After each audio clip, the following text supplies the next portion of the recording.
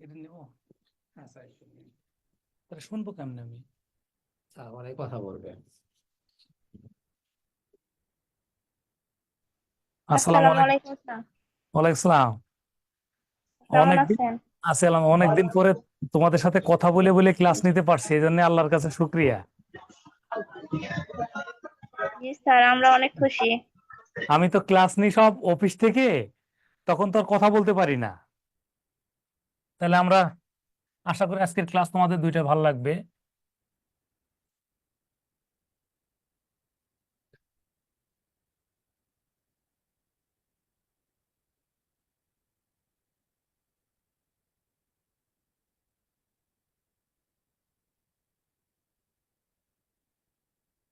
আচ্ছা, প্রথম ক্লাসে শেষ হয়েছিল কোন জায়গা, খালি টপিকসটা বলে দাও।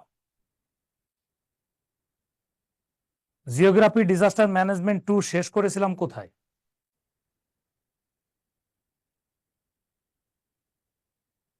বাড়িমণ্ডল কি পড়ানো হয়েছিল কিনা, বাড়িমণ্ডলটা? জি স্যার। ওকে, তাহলে আমরা শুরু করব হচ্ছে বায়ুমণ্ডল দিয়ে, একটু লিখবো আসলে।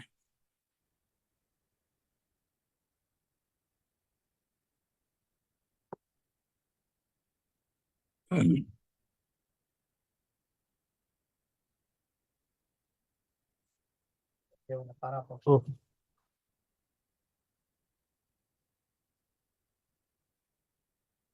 আচ্ছা, চলে গেল।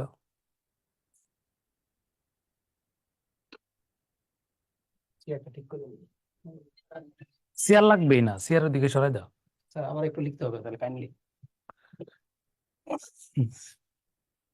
তাহলে আমরা একটু লিখবো হচ্ছে বায়ুমণ্ডল, একটু সবাই লেখো। কোনটা ভালো দেখা যায় একটু বলো।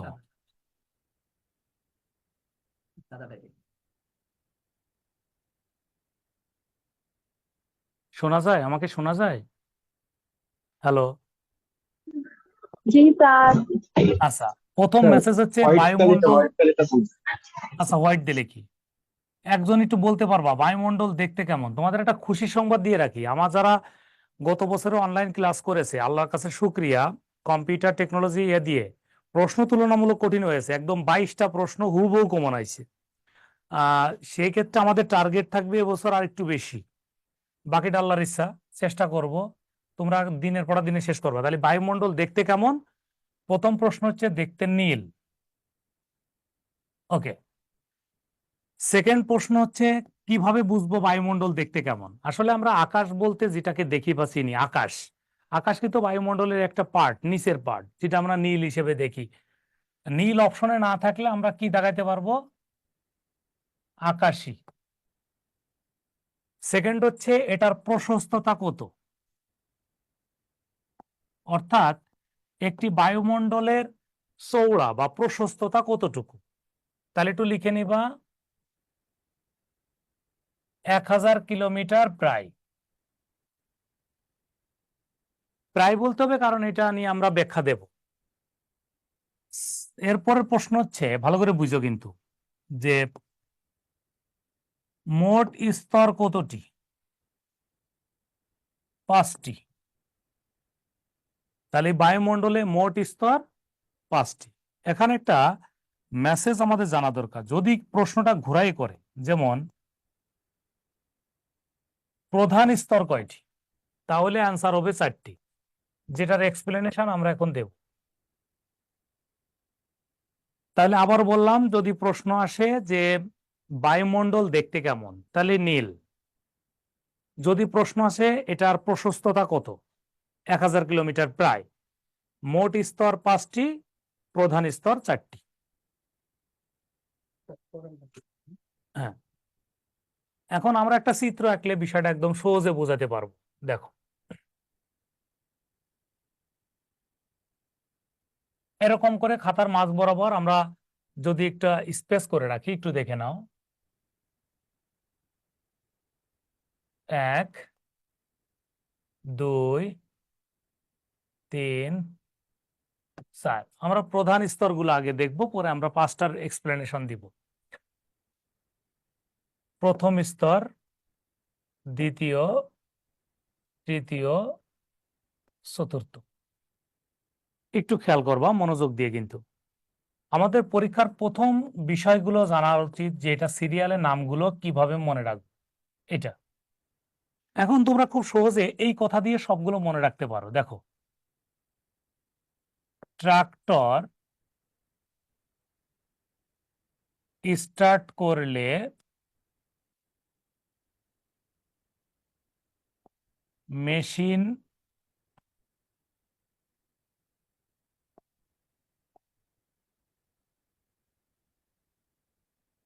ট্রাক্টর স্টার্ট করলে মেশিন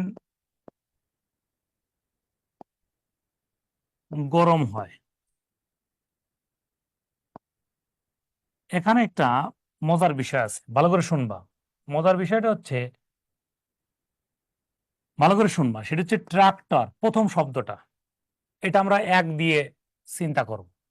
দ্বিতীয় স্তর হলো স্টার্ট, তিনে হলো মেশিন, চারে এখানে গরম। এখান থেকে খুব সহজে সবগুলো মনে রাখা যায়। দেখো কিভাবে মনে রাখা যায়, একটু দেখায়। সেটা হলো, দেখো, ট্রাক্টর থেকে ট্রোপোস্ফিয়ার, আর মুখস্থ করতে হবে না কিন্তু। ট্রোপোস্ফিয়ার, স্টার্ট থেকে স্ট্রাটোস্ফিয়ার,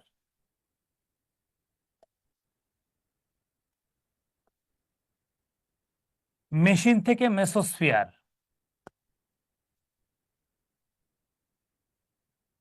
গরম দ্যাটস মিন থার্মোস্ফিয়ার।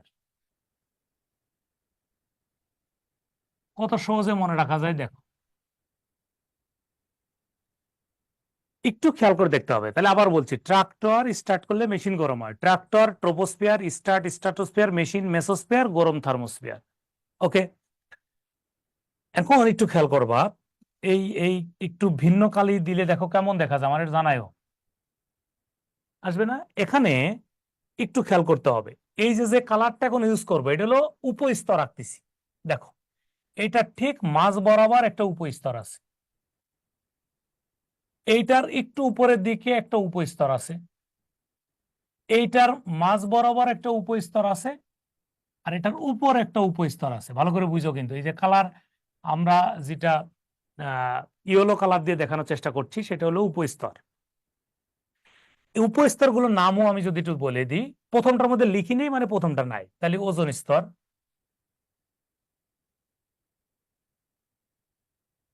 ঠিক আছে, আয়ন স্তর,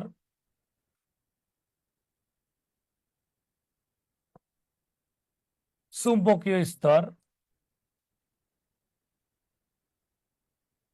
চুম্বকীয়,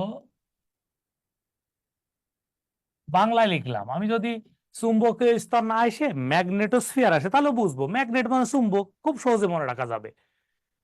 আর এইটাকে যেহেতু এখানে লেখা যাবে না, আমি একটু এখানে দেখা দিচ্ছি, এটার নাম হলো এক্সোস্ফিয়ার।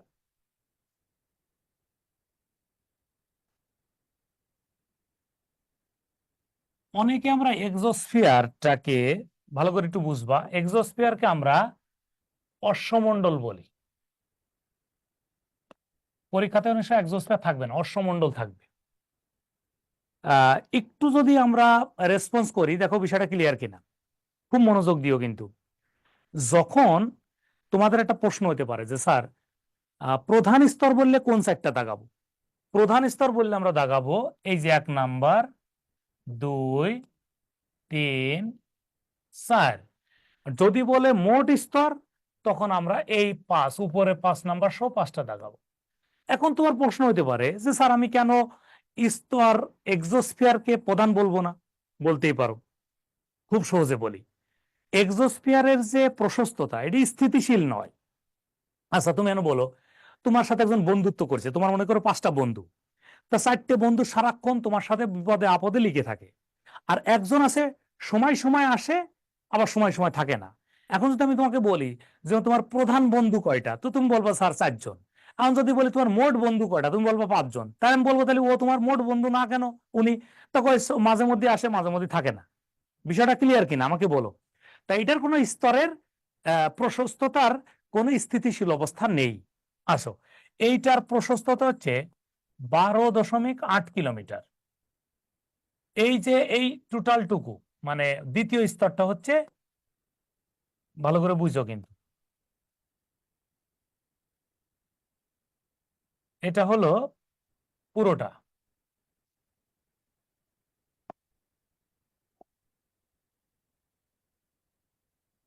আহ,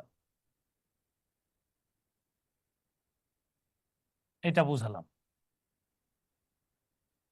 এটা হলো 50 কিলোমিটার, এটা হলো 80 কিলোমিটার, এটা হলো 500 কিলোমিটার, উপরেরটা হলো 960 কিলোমিটার। দেখো বিষয়টা ক্লিয়ার কিনা, না বুঝলে আমাকে বইলো। আমি এখন কিন্তু তোমাদের প্রশ্নে চলে যাব, বা প্রশ্ন পর্যালোচনা করব, তোমাদের কাছে প্রশ্ন নেওয়ার চেষ্টা করব। তাহলে দেখো এইটুক নিয়ে কারো কোনো প্রশ্ন আছে কিনা, বোর্ডে যেটুক আছে। উপরেটা কিন্তু 960 লিখেছি, 960।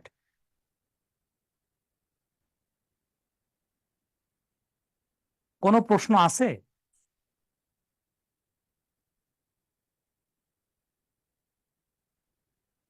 আমরা কি শুনতে পাচ্ছি? কোনো প্রশ্ন আছে? স্যার আপনি বলছেন বায়ুস্তরের প্রশস্ততা হচ্ছে 1000 কিলোমিটার, তার জি। উপরের টাইম যদি 960 কিলোমিটার হয়, একটু বাকিগুলো আগে ভাই একটা কথা বললাম একটু আগে, যে এটা স্থিতিশীল নয়। বলছিলাম কিনা বলো, কয়েকবার বলেছি। জি স্যার। তার মানে এখানে 500 আর 80 প্রায় 600-র কাছাকাছি, প্রায় 600 এখানে, কিন্তু এখানে যেটা আছে স্থিতিশীল নয়। তাহলে যেহেতু স্থিতিশীল নয়, তার যতটুকুই ভাগে পাওয়া যাক না কেন, তাকে গড় হিসাব করে ক্যালকুলেটরে সবাই 1000-এর কাছাকাছি পাবে। যেমন 960-এর মধ্যে পাবে না, তা 300-400 তো পাবে। তা 300-400 পাইলে তো 1000 হয়ে যাচ্ছে। তাহলে যেহেতু আমি পুরোটা পাচ্ছি না স্থিতিশীল অবস্থা, এই জন্য অস্থায়ী বলছে। আর যদি স্থিতিশীল পেতামই, তাহলে তো চোখটা বন্ধ করে 5টা বলতে পারতাম প্রধান। ক্লিয়ার হলে বলতে হবে সাউন্ড দিয়ে, যে স্যার ঠিক আছে কথা। জি স্যার, এবার বুঝেছি। এখন আমরা চলে আসো পরীক্ষার হলে যদি আমরা যাই, এখন প্রথম স্তর নিয়ে আমরা কথা বলবো। যত কথা লিখবো সব প্রথম স্তর নিয়ে, আমার সাথে তুমিও লিখবা। প্রথম মেসেজ, ছোট স্তর, সবচেয়ে ছোট স্তর দেখো 12.8, এর চেয়ে ছোট স্তর নাই। সেকেন্ডটাতে যাও, পৃথিবীর নিকটবর্তী।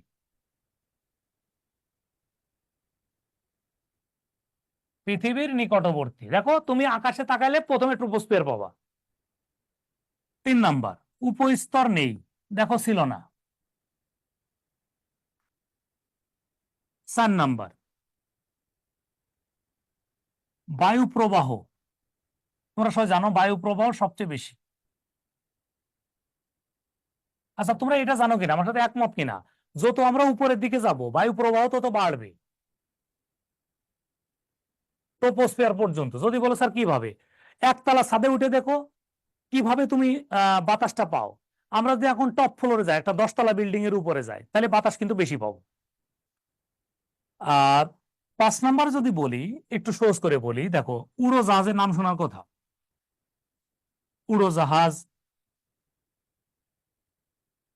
বিমান,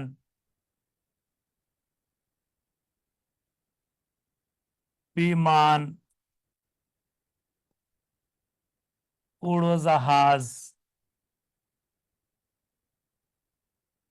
চলাচল করে। পরীক্ষাতে কি প্রশ্ন করা হবে?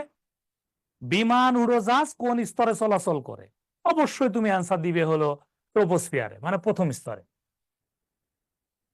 আর একটা প্রশ্ন করে খুব বেশিবার করেছে, যে আকাশ, মেঘ, বৃষ্টি, রংধনু, বজ্রপাত,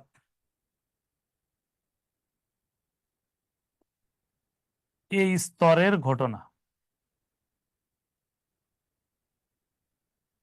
তোমাদের এইটুকের বাইরে, মানে এর বাইরে বা এইটুকু থেকে কারো কোনো প্রশ্ন আছে কিনা? আমার মতে আমি সবসময় বলি যে ক্লাসে প্রশ্ন করাটা ভালো, যদি থেকে থাকে। আমরা যদি প্রশস্ততা দেখি, সবচেয়ে ছোট স্তর দেখা যাবে, পৃথিবীর সবচেয়ে কাছাকাছি, উপস্তর নেই, বায়ু প্রবাহ বেশি, বিমান উড়োজাহাজ চলাচল করে, আকাশ মেঘ বৃষ্টি রংধনু বজ্রপাত এই স্তরে ঘটনা। কারণ বজ্রপাত মেঘের ঘর্ষণে হয়, রংধনু আকাশে হয়, বৃষ্টি আকাশ থেকে হয়, মেঘ আকাশে, আকাশ নিজেই। আমরা কি সেকেন্ডটাতে যাব?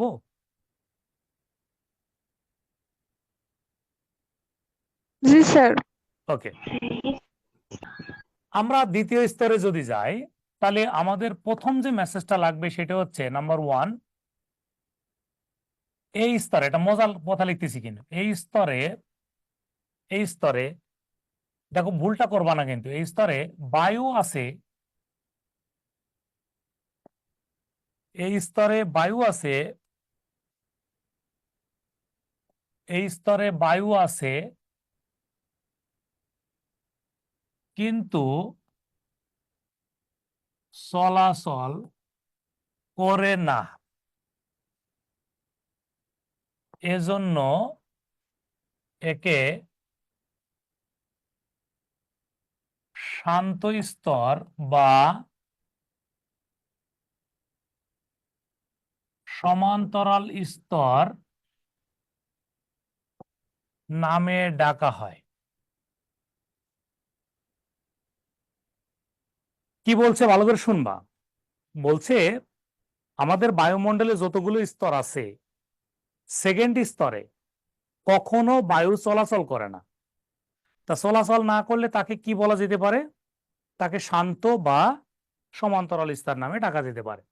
2 নম্বর, রকেট, জেট বিমান এই স্তরে চলাচল করে। এখন তোমাদের মনে রাখতে হবে একটু কষ্ট করে, যদি পরীক্ষাতে শুধু বিমান আসে তাহলে কিন্তু প্রথম স্তর, কিন্তু যদি আসে জেট বিমান তাহলে অবশ্যই কিন্তু হবে দ্বিতীয় স্তর।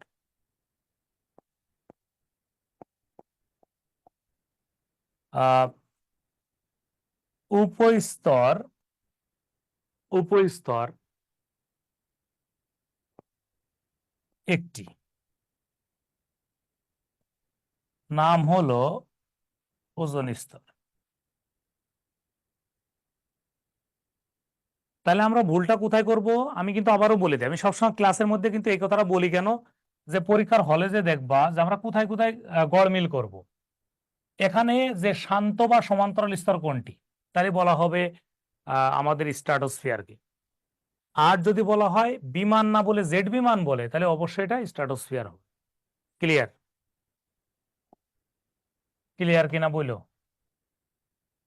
আচ্ছা, এখন আমরা চলে যাচ্ছি হলো তোমার উপস্তর নিয়ে আলোচনা করব। ওজোন স্তর। তোমার ওজোন স্তর থেকে প্রশ্ন আসার শুভ সম্ভাবনা, একটু খেয়াল করো, খুবই শুভ সম্ভাবনাময় প্রশ্ন। দেখো এবছর আমাদের জিওগ্রাফি থেকে প্রশ্ন হয়েছে, তোমরা দেখেছো। আচ্ছা, ওজোন স্তর থেকে প্রথম যে মেসেজটা সেটা হলো ওজোন স্তর দেখতে কেমন? ওজোন স্তর দেখতে হলো গাঢ় নীল। এটার গন্ধ কেমন? স্তরের গন্ধ কেমন? মাছের আষ্টে গন্ধযুক্ত।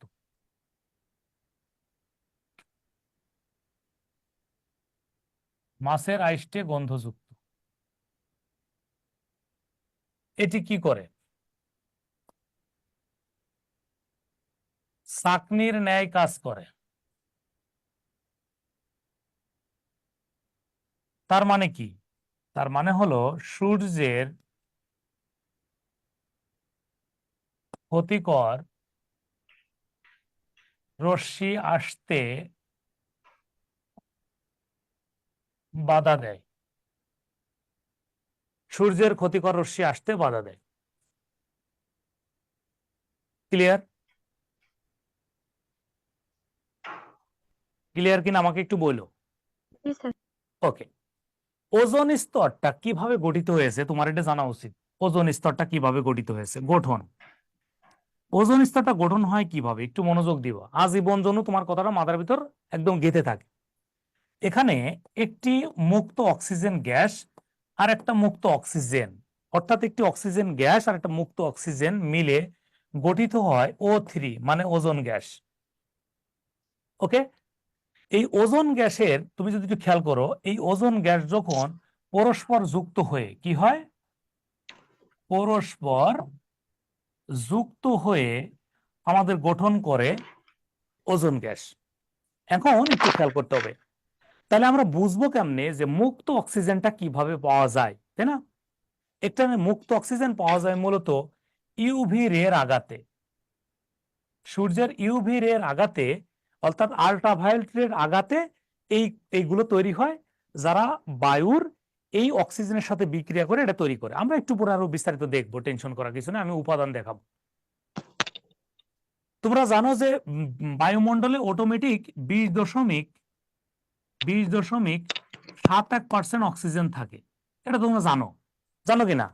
বায়ুমণ্ডলে 20.71% অক্সিজেন থাকে, সেখানে ইউভি রে পড়লে কিছু অক্সিজেন মুক্ত হয়ে যায়, অর্থাৎ এরকম হয়ে যায়, একটা অক্সিজেন গ্যাস ভেঙে দুইটা হয়ে যায় মুক্ত, এই একটা এই একটা।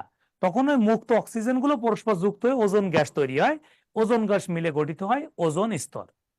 ওকে, তাহলে আমরা একটা ভালো চিত্র দেখবো, তাহলে বুঝতে সুবিধা হবে আরো তোমাদের। ধরো আমরা যদি কিছু সময়ের জন্য আমরা একটু মূল চিত্রে ফিরে যাই, দেখো এখন যদি আমরা একটু খেয়াল করি, নাম্বার 1 2 3 4, এই জায়গাটা হলো ওজোন স্তর আছে, এই জায়গাটা। এখন তুমি তো আসো পৃথিবীতে, তুমি আছো কোথায়? পৃথিবীতে। ভালো করে বুঝো কিন্তু, এই পৃথিবী থেকে বিভিন্ন ক্ষতিকর গ্যাস নির্গত হয়। কিরকম আমরা একটু দেখাই, CFC, বুঝো কিন্তু কথাগুলো। প্রথমটা বেরোচ্ছে কিন্তু CFC, এবং সেকেন্ড যেটা বেরোবে সেটা হচ্ছে CO2। এই দুইটা গ্যাস, আবারও বলছি, এই দুইটা গ্যাস, যেটা CFC হচ্ছে 80% দায়ী, আর কার্বন ডাইঅক্সাইড এখানে হচ্ছে 18% দায়ী। এই দুইটা গ্যাস কি করে দ্রুত বেগে উঠে যে এখানে চলে আসে, এখানে এসে এখানে একটা ছিদ্র করে দেয়, এই ওজোন স্তরে। এটা কিন্তু ওজোন স্তর। এই ওজোন স্তরে যখন ছিদ্র করে দেয়, সেই ছিদ্রটার নাম হলো ওজোন হোল। এখন প্রশ্নটা ভালো করে শুনবা, যদি আজকে পরীক্ষাতে প্রশ্ন করা হয় ওজোন স্তর ধ্বংসের জন্য সবচেয়ে প্রধান দায়ী গ্যাস কোনটি, তাহলে CFC gas. Second carbon dioxide. এটা কি করে? ওজোন হোল তৈরি করে। ওজোন শব্দের মানে হলো ওজোন স্তর, হোল মানে হলো গর্ত। ওজোন হোল মানে ওজোন স্তরে গর্ত বা ছিদ্র। ক্লিয়ার কিনা বলো তো ভাই, এইটুকু চিত্রটা? Clear sir. ওকে, এখন কি করলো বিজ্ঞান, কি চিন্তা করলো যে ভাই তোমার কোটি কোটি টাকা আছে, অর্থ সম্পদে ভরা আছে, কিন্তু তোমার এখন ওজোন স্তর ছিদ্র হয়ে গেলে এখান থেকে সূর্যের ক্ষতিকর রশ্মি এসে আমাদের ক্যান্সার হয়ে যাবে, আমাদের শরীরের সক্ষমতা হারাই যাবে, আমরা মৃত্যুর দিকে ঝুঁকে পড়বো। তখন তারা কি চিন্তা করলো, এইটারে আর নির্গত হতে দেওয়া যাবে না, বাড়তে দেওয়া যাবে না। সেই জন্য একটা কথা লিখে রাখতে হবে, বর্তমানে কি লিখে রাখতে হবে শুনে নাও, লিখতে হবে যে বর্তমানে এটির মানে CFCর, বর্তমানে এটির মানে CFC নির্গমন রোধ করা হচ্ছে। মনে থাকবে কিনা কথাটা বলো, যদি পরীক্ষাতে আসে নিচের কোন ক্ষতিকর গ্যাসটি বর্তমানে নির্গমন হ্রাস করা হচ্ছে বা রোধ করা হচ্ছে, তাহলে কি দাগাবো? CFC দাগাবো। ক্লিয়ার? ক্লিয়ার? এবছর আইসে ধরো গ্রিন হাউস ইফেক্ট নিয়ে, পরের বছর আসবে ওজোন হোল নিয়ে। এই জন্য আমাদের এটা কিন্তু খুব গুরুত্বপূর্ণ একটা। তাহলে আমরা ওজোন ওজোন আর তোমার, এবং আরেকটা কথা শিখে রাখো, এই যে O3 ওজোন গ্যাস, এটি কিন্তু একটা সেকেন্ডারি দূষক, একটু লিখে নাও, সেকেন্ডারি দূষক। অনেক সব পরীক্ষাতে আসে, অনেকে এটাকে প্রাইমারি দূষক বলে, না এটা একটি সেকেন্ডারি দূষক। মনে থাকবে, কারণ কি একটু বুঝাই বলি, এটা মজা জিনিস শেখায়। প্রাইমারি দূষক কারা? দেখো, প্রাইমারি দূষক যদি না জানো তাহলে সেকেন্ডারি দূষক তো আর বুঝবা না। প্রাইমারি দূষক হচ্ছে উৎপত্তি হয়ে, ভালো করে বুঝো কিন্তু কথাটা, মানে উৎপত্তি হয়ে, উৎপত্তির সময় যেরকম ছিল চেহারা, সেই রকম সরাসরি এসে যদি প্রকৃতির ক্ষতি করে, তারা হবে প্রাইমারি দূষক। আর উৎপত্তি হয়েছে যে চেহারা নিয়ে, পরবর্তীতে যদি চেহারার পরিবর্তন করে ভিন্ন চেহারা নিয়ে পরিবেশের ক্ষতি করে, তারা হবে হলো সেকেন্ডারি দূষক। তাই এরা তো আর অক্সিজেন ছিল, পরে এই রূপে আইছে, তারপরে ক্ষতি হলে তার বেটা। তাহলে সেকেন্ডারি দূষক, প্রাইমারি দূষক যদি আমরা পড়ি, তাহলে এইগুলো বাদ দিলে সবই হয়ে যাবে সেকেন্ডারি দূষক। তাহলে একটা মজার জিনিস শেখাবো, দেখো প্রথম মনে রাখবা CO, পাশে লিখবা CO2, তাহলে দুইটা শিখা হয়ে গেল। একটা হলো CO2, আরেকটা দেখো SO2, মনে রাখা সুবিধা হবে। আরেকটা হলো NO2, এই 6টা মনে রাখো, শেষ। তাহলে এইগুলো বাদ দিয়েই তো সেকেন্ডারি দূষকের মধ্যে চলে যাবে, মনে থাকবে কিনা বলো তো ভাই? আমি বলছি যাদের সিয়ারা উৎপত্তির সময় সরাসরি ক্ষতিকর, এই 6টা বাদ দিলে সব সেকেন্ডারি দূষক। জি স্যার। ওকে, আমি লিখে দিলাম বাদ দিলে, তাহলে যারা পরে ক্লাস করবে মনে থাকবে। তার মানে এখন কিন্তু আমাদের ক্লাসটা কিন্তু গ্রুপে নাই, জানো কিনা? গ্রুপের কেউ দেখতে পাবে না, যারা শুধু জুমে জয়েন করছে শুধু তারাই দেখতে পাচ্ছ। আচ্ছা, তাহলে এটা বাদ দিলে এটা দেখতে পাবে। এখন আমরা যেটা যাচ্ছি সেটা হলো 3 নাম্বার, চলে যাব। প্রথম হচ্ছে এটা হঠাৎ করে তাপমাত্রার হ্রাস ঘটে, তার মানে হঠাৎ করে এই স্তরের তাপমাত্রা হ্রাস ঘটে। সেকেন্ড হচ্ছে উল্কাপিণ্ড গঠিত হয়। এখন উল্কাপিণ্ড নিয়ে প্রশ্ন করবা না, কারণ আমি তো এটা বিস্তারিত একটু পরে পড়াবো।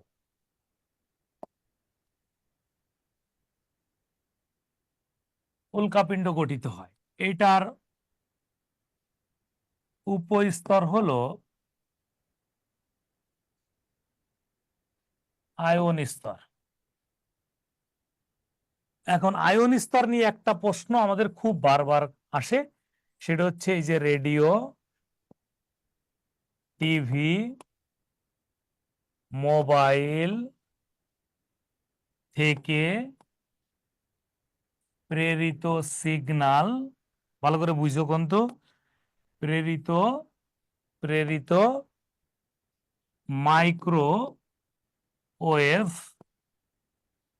Microwave oblique short wave signal এই স্তরে বাধা পেয়ে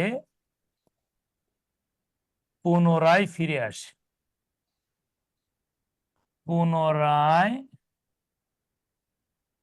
ফিরে আসে। বলো বিষয়টা ক্লিয়ার কিনা? আমি একটু সহজ করে বলি। ধরো তুমি কোনো কারণে, আমি ফার্ম গেট থেকে ক্লাস নিচ্ছি, তুমি ফার্ম গেট চলে আসছো, আসার পরে তুমি বলে স্যার আপনার নাম্বারটা দেন, আমি তোমাকে দিলাম। তা তুমি আমার নাম্বারটা উঠালে, উঠে আমাকে কল দিলে, দেওয়ার পরে তুমি হঠাৎ করে নাম্বার বিজি পাইতে পারো, একটু দেরি হতে পারে, তখন তোমার মনে হতে পারে স্যার দুটো পাশাপাশি মোবাইলটা দেরি হচ্ছে কেন? মজার বিষয় হচ্ছে এখানে পাশাপাশি মোবাইলটা জরুরি না, এই সিগন্যালটা আয়ন স্তরে যাবে, আবার ফিরে আসার পরে তোমার বেজে উঠবে। ক্লিয়ার কিনা আমাকে বলো। আবার একটা জায়গা খুব সহজে একটা উদাহরণ দিয়ে বললাম, এটার ক্ষেত্রে টিভি সিগন্যাল হতে পারে, মোবাইল রেডিও সিগন্যাল হতে পারে। বলো আমি যেটা বোর্ডে লিখেছি এটা নিয়ে কারো কোনো প্রশ্ন আছে কিনা? কোনো না প্রশ্ন স্যার। আছে? গুড। আমরা চলে যাব এখন চতুর্থ স্তর, একটু দেখে নাও চতুর্থ স্তর কোনটা। আহ চতুর্থ স্তর হচ্ছে যেটা ছিল থার্মোস্ফিয়ার, তাহলে তাপমাত্রা বেশি। ওকে, সর্বনিম্ন 1000°C, সর্বনিম্ন 1000°C। এখানে নিষ্ক্রিয় গ্যাস হিলিয়াম সবচেয়ে বেশি থাকে।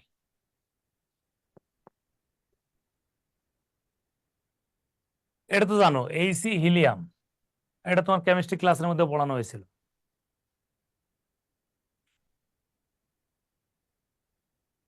ওকে, উপস্তর, প্রথম উপস্তরে যদি আমরা বলি একটু দেখে নাও। উপস্তরের ক্ষেত্রে আমরা দেখব চুম্বকীয় স্তর।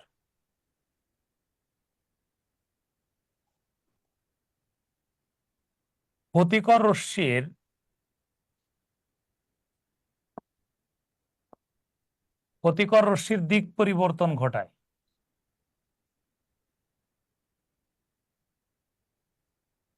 কারণ কি? সেটা আকর্ষণ করবে, আকর্ষণ করে অন্যদিকে নিয়ে যাবে। আর একটা যেটা ছিল সেটা হচ্ছে এক্সোস্ফিয়ার, মনে আছে তোমাদের?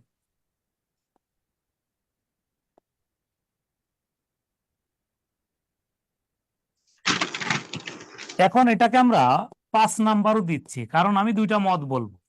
যখন আমি প্রধান স্তর বলবো তখন আমি এক্সোস্ফিয়ারকে উপস্তর বলবো। আমি যখন মোট স্তর নিয়ে আলোচনা করব তখন এটাকে 5 নাম্বার স্তর বলবো। সেজন্য আমি একই সাথে চতুর্থর উপস্তর এবং পঞ্চম স্তর হিসেবে আমি তাকে পরিচিতি দিলাম।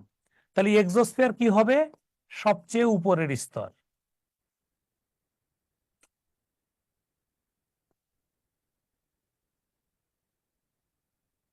সেকেন্ড হচ্ছে এখানেও হিলিয়াম বেশি থাকে।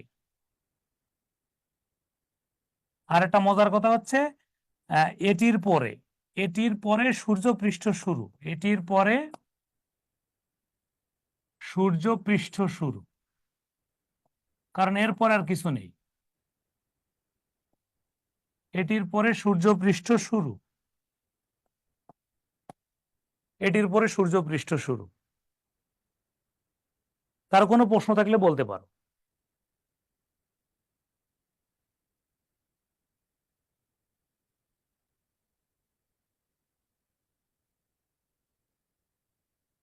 একটু তোমাদের একটা ব্যাখ্যা দিই, ভালো করে বুঝতে সুবিধা হবে। দেখো, এটা মজার কথা শেখায়। সবচেয়ে উপরের স্তর ধরে এরকম প্রশ্ন হলো, তাহলে ব্যাখ্যাটা বুঝতে ভালো হবে। সবচেয়ে উপরের স্তর কোনটি, এরকম একটা প্রশ্ন হয়েছে। এখন অপশন যদি এরকম থাকতো যে ধরো দিল স্ট্রাটোস্ফিয়ার,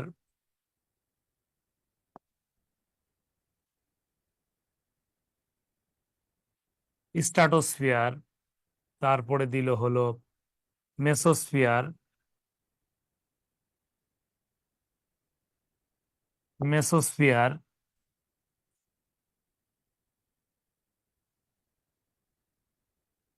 থার্মোস্ফিয়ার,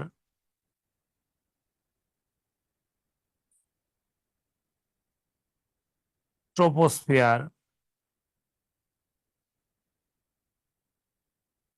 সেম প্রশ্ন অপশন চেঞ্জ করে দিল, দিল কি স্ট্রাটোস্ফিয়ার, মেসোস্ফিয়ার, থার্মোস্ফিয়ার, এক্সোস্ফিয়ার।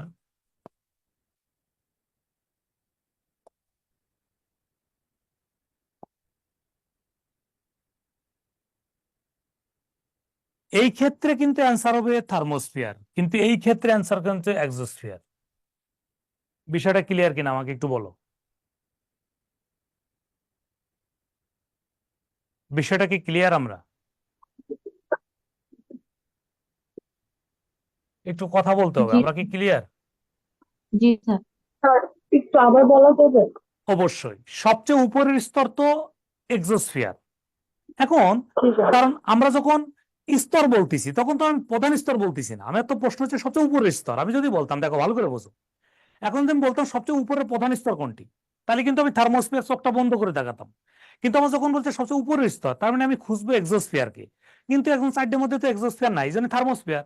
যখন আমার এই সাইডের মধ্যে এক্সোস্ফিয়ার আছে, তাহলে এক্সোস্ফিয়ার। এটা একটা চাকরি পরীক্ষার প্রশ্ন, এটা একটা চাকরি পরীক্ষার প্রশ্ন। আমরা প্রশ্ন এক রেখেছি, অপশন চেঞ্জ করে দিয়েছি। কোনো প্রশ্ন আছে? বুঝতে পারছি। Okay, clear. Okay, thank you, thank you. Clear. Okay, আমরা এখন যেটা যাবো, তোমাদেরকে আমি একটু ভেঙে বলতেছি কেন, নাহলে তো আমরা ভুলটা করব। সেই জন্য আমি এই কথাগুলো একটু ভেঙে বলার চেষ্টা করলাম। এখন আমি তোমাদের একটা চিত্র দেখাই, একটু বুঝতে সুবিধা হবে। ওকে, এখানে আঁকলাম পৃথিবী, এখানে আঁকলাম বায়ুমণ্ডল, এখানে আঁকলাম সূর্য, সূর্য, আর এই পাশে দিলাম সূর্য পৃষ্ঠ। বুঝো কিন্তু কথাটা, সূর্য পৃষ্ঠ। আর এইটুকু আঁকলাম, এইটুকুর নাম দিলাম বায়ুমণ্ডল। আর এই মাঝখানে যেটা, সেটা হচ্ছে উপরিভাগ। এটা কিসের উপরিভাগ? এটা হলো পরিবেশ বলতে পারি। মাঝখানে ফাঁকা জায়গা আমরা পরিবেশ বললাম। আর এ পাশে টান দিয়ে আমরা এটা দিলাম, সেটা হলো সূর্য, সমুদ্র, সমুদ্র। আমরা অনেক সময় পরিবেশকে কি বলি? সমুদ্রের উপরিভাগ বলি, সমুদ্রের উপরিভাগ। ভালো করে বুঝবো। এখন এটা যদি পৃথিবী আর এটা হ্যাঁ, তাহলে এই জায়গাটাকে আমরা কি বলি? এখানে বলি আমরা তীর। ভুলটা করবো না, ঠিক আছে? এখন যদি বলে এটার নাম হলো পৃথিবী, এখন একটু বুঝবা। আমি এখানে কিছু কনফিউশন তোমাদেরকে একটু দূর করার চেষ্টা করব। আহ দেখো তো কেমন দেখা যায় আমি জানি না, নীল কালি কি ভালো দেখা যায়? যদি বলে Yes, sir. পৃথিবীতে সবচেয়ে বেশি পাওয়া যায় অক্সিজেন, বুঝবা 47%, ঠিক আছে? সেকেন্ড পাওয়া যায় কিন্তু সিলিকন 28%, এরপরে পাওয়া যায় অ্যালুমিনিয়াম 8%। আমি তোমাকে এই জন্য ক্লারিফাই করে দিচ্ছি, ভালো করে বুঝবা। যখন বলা হবে কোন গ্যাস বা কোনটি, এটা গ্যাস, পরেরটা কিন্তু অধাতু। ভুল করি আমরা কোথায় দেখাচ্ছি, পরেরটা হলো ধাতু। দেখো, যদি বলে পৃথিবীতে কোন গ্যাস বেশি পাওয়া যায়, তাহলে অক্সিজেন। পৃথিবীতে কোন অধাতু বেশি পাওয়া যায়, সিলিকন। কোন ধাতু বেশি পাওয়া যায়, তাহলে কিন্তু অ্যালুমিনিয়াম। ওকে, ভালো কথা। যদি বলতো সমুদ্র তীরে কোনটি বেশি পাওয়া যায়, অবশ্যই অক্সিজেন। কারণ তুমি যদি বলো স্যার অক্সিজেন কত পার্সেন্ট পাওয়া যাবে, প্রায় 90%। স্যার এটা কি 8%? 8 সবচেয়ে লাস্ট, এটা কিন্তু 8 লিখেছি, 8। বুঝতে কষ্ট হয় কিনা আমি জানি না।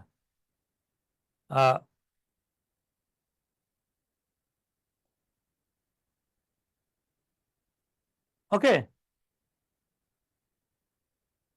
কথা বলো। আচ্ছা, এখন স্যার যদি আমরা বলি, সমুদ্র অক্সিজেন বেশি, তাহলে স্যার মানুষ মানে বলো। সমুদ্র তীরবর্তী এলাকায় অক্সিজেনের পরিমাণটা বেশি, এটা জি, এই জন্য দেখবা কোন রোগী, কোন অসুস্থ মানুষ সমুদ্রের তীরে গেলে তার পর্যাপ্ত অক্সিজেন পায়, এই জন্য ভালো হয়ে যায়। এবং আল্লাহর কি নীলা খেলা, তুমি যে আমাদেরকে অক্সিজেন মাস্ক পরে হসপিটালে বসা হয়, সেখানেও কিন্তু 90% অক্সিজেন দেওয়া হয়, এখানেও 90% অক্সিজেন দেওয়া হয়। তাহলে বাকিটা কি থাকে? এই বাকি 10% থাকে নাইট্রোজেন। ওকে, এখন আমরা বায়ুমণ্ডলে যখন পাচ্ছি, এই বায়ুমণ্ডল বলুক আর উপরিভাগ বলুক, এটা কিন্তু হবে নাইট্রোজেন। কত পার্সেন্ট? 78.02%। আমরা কিন্তু বায়ুমণ্ডল এটা বলতেছি।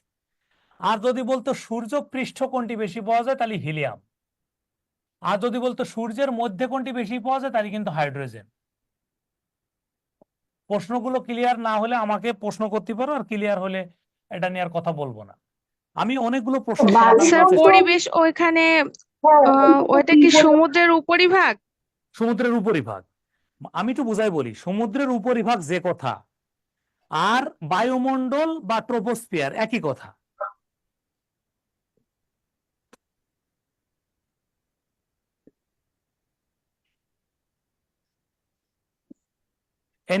এই জায়গা থেকে প্রশ্ন কমন এসে যায়, জানো? আমরা কি প্রথম স্তরের ভিতরে বাস করি না স্যার? হ্যাঁ, তাই তো স্থলভাগের বলতেছি। আমরা তো ট্রপোস্ফিয়ার নিয়ে কথা বলতেছি, সব তো ট্রপোস্ফিয়ারের মধ্যে। এই যে ট্রপোস্ফিয়ার। স্যার একটা কোশ্চেন ছিল। বলো। স্যার এই বায়ুমণ্ডল ও পৃথিবীর উপর মানে সমুদ্রের উপরই থাকবে, যেটা এই বায়ুমণ্ডল, সেখানে স্যার নাইট্রোজেনের পরিমাণ 78%। জি, তো 78.02%। এই স্যার এই মানে অক্সিজেন যে আমার লেখা আছে 47%, সিলিকন 28%, এগুলো তো স্যার সবই স্যার উপরিভাগই। না, পৃথিবী পৃষ্ঠে ভুল করতেছি। আমি তো এখানে পৃথিবী পৃষ্ঠের মধ্যে দেখছি, ভালো করে তাকাও। এই যে তুমি যে ক্লাসরুমের মধ্যে বসে আছো বা তুমি যেখানে বসে আছো, এটা পৃষ্ঠ। আমরা তো এইটুক নিয়ে কথা বলতেছি, এইটুক। স্যার সূর্য ওইটা কি আমার কথাটা আরেকটু মনোযোগ দাও। আমরা উপর থেকে বুঝতে বুঝতে আসি, তাহলে সুবিধা হবে। সূর্যের ভিতরে বললে হাইড্রোজেন, সূর্যের পৃষ্ঠে বলতে হিলিয়াম। এখানে কোন বিক্রিয়া ঘটে বললে ফিউশন। কি ঘটবে? ফিউশন বিক্রিয়ার মাধ্যমে এটা তৈরি হয়। যদি বায়ুমণ্ডল বলে, তাও নাইট্রোজেন। যে কোনো একটা স্তরের নাম উল্লেখ করে দেয়, ট্রোপোস্ফিয়ার ইত্যাদি ইত্যাদি, তাও হবে নাইট্রোজেন। পৃথিবীর বা সমুদ্রের উপরিভাগ বললেও নাইট্রোজেন। পৃথিবীর সমুদ্রের তীর বললে অক্সিজেন, পৃথিবী পৃষ্ঠ বললে অক্সিজেন। আর অধাতু বললে সিলিকন, ধাতু বললে অ্যালুমিনিয়াম। বিষয়টা ক্লোজ করে দিতে দাও। ক্লিয়ার? ভাইবে দেখো, সব সুন্দর আছে, একটু খেয়াল করে দেখো।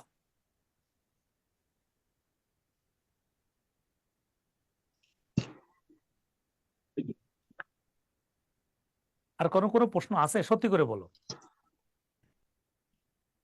প্রশ্ন থাকলে করো। বুঝতে পারছি স্যার। ওকে, এখন স্যার আমি কেন এটা করে দিলাম জানো? স্যার সূর্যের ভেতর যে স্যার হাইড্রোজেন আছে বললেন স্যার, যেটা তৈরি হয় ফিউশন বিক্রিয়ার মাধ্যমে, তাই তো? সূর্যের পৃষ্ঠের নাইট্রোজেন হিলিয়ামটা তো বললাম ওই মধ্যে কিভাবে? আছে না। এই সূর্যের মধ্যে তো নাইট্রোজেন বলিনি ভাই, স্যার হাইড্রোজেন হাইড্রোজেন বলছি। বলছি, আচ্ছা হাইড্রোজেনই ঠিক বলছি আছে, জি স্যার। জি জি জি জি। কেন একটু বুঝাই বলি, এটার নাম ধরো সূর্য, তাহলে তুমি এখনই ব্যাখ্যাটা পেয়ে যাবা। সূর্যের মধ্যে থাকে এই যে এরকম ডিউটেরিয়াম আর ট্রিটিয়াম, যেটাকে আসলে শর্ট ফর্মে শুধু হাইড্রোজেন বলা যায়। এই যে যুক্ত হয়েছে, এই বিক্রিয়াটা যুক্ত হয়ে তৈরি করে হলো হিলিয়াম। তাহলে সূর্যের ভিতরে থাকে হাইড্রোজেন, সূর্যের পৃষ্ঠে থাকে হিলিয়াম। এই বিক্রিয়াটার নাম হলো ফিউশন বিক্রিয়া। তোমরা কি কেমিস্ট্রি ক্লাস আমার কাছে করো নাই? কেমিস্ট্রি ক্লাস কি আমার কাছে করছো কিনা?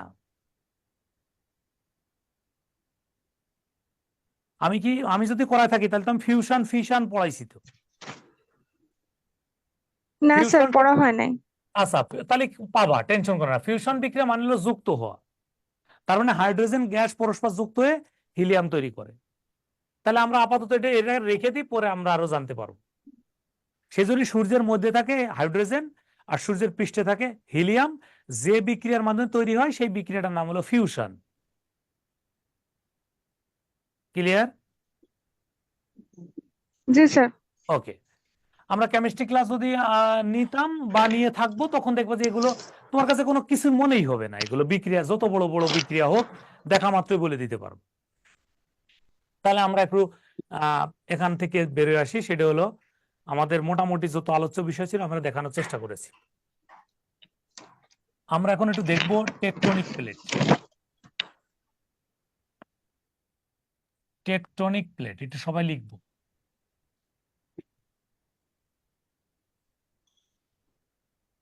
Tectonic plate. ওকে, তুমি একটা জিনিস জানো কিনা আমি জানি না, আমরা সবসময় বলি যে পৃথিবীটা পানির উপর ভাসে। এখন পানির উপর ভাসে বলতে কি বোঝাচ্ছে জানো? পানির উপর আছে টেকটনিক প্লেট, তার উপরে পৃথিবীটা ভাসে।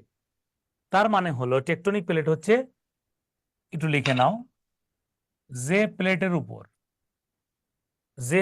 উপর পৃথিবী দাঁড়িয়ে আছে। পৃথিবী দাঁড়িয়ে আছে,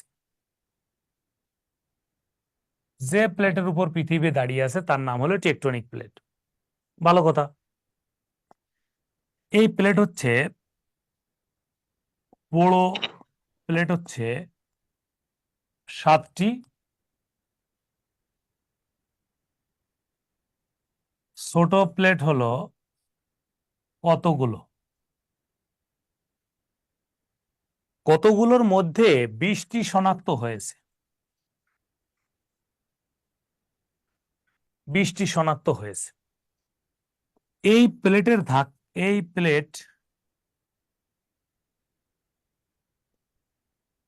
এই প্লেটগুলো সহজে বলি, প্লেটগুলো সর্বদা সঞ্চারণশীল ও গতিশীল।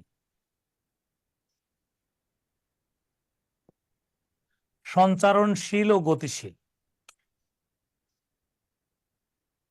সঞ্চারণশীল ও গতিশীল, ভালো করে বুঝো কিন্তু কথাটা কি বুঝালাম আমি একটু ব্যাখ্যা দেবো একটু পরে।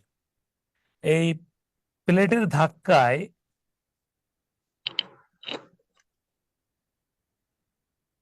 ধাক্কায় ভূমিকম্পের সৃষ্টি হয়। ভূমিকম্পের সৃষ্টি হয়। এই কথাগুলো যে আমি লিখলাম, এটা কে বলেছে? এটা বলেছে বিজ্ঞানী ওয়েগনার। এটা হলো জার্মান বিজ্ঞানী।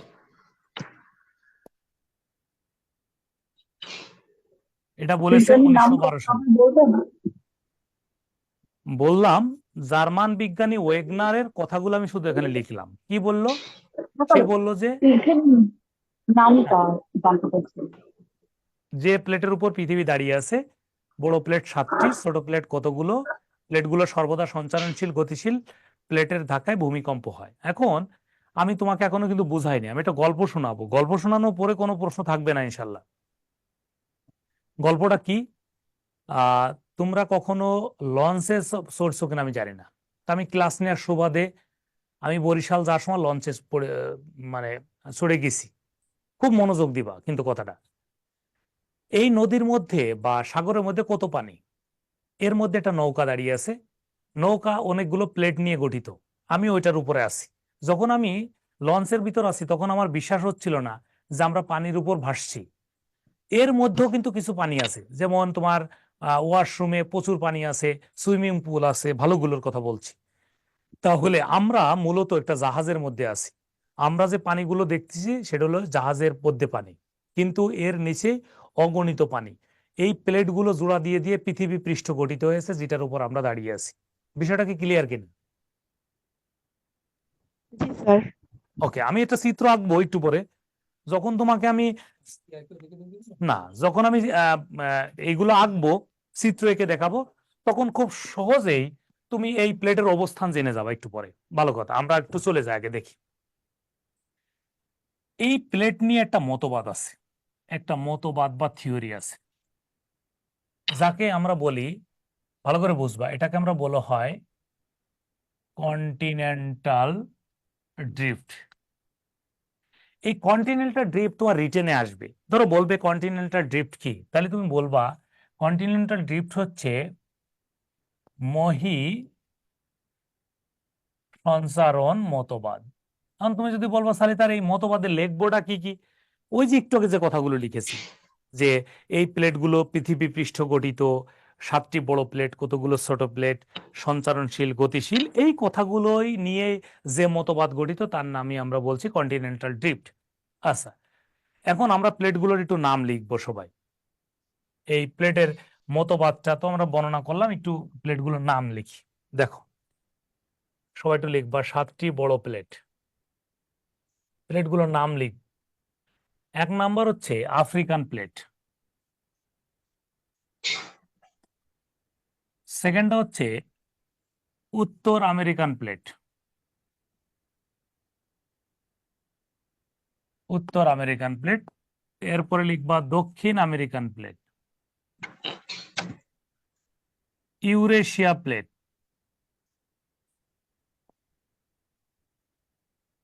Eurasia plate.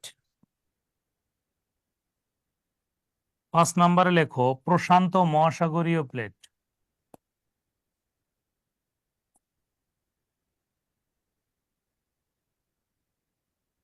প্রশান্ত মহাসাগরীয় plate. Antarctican plate,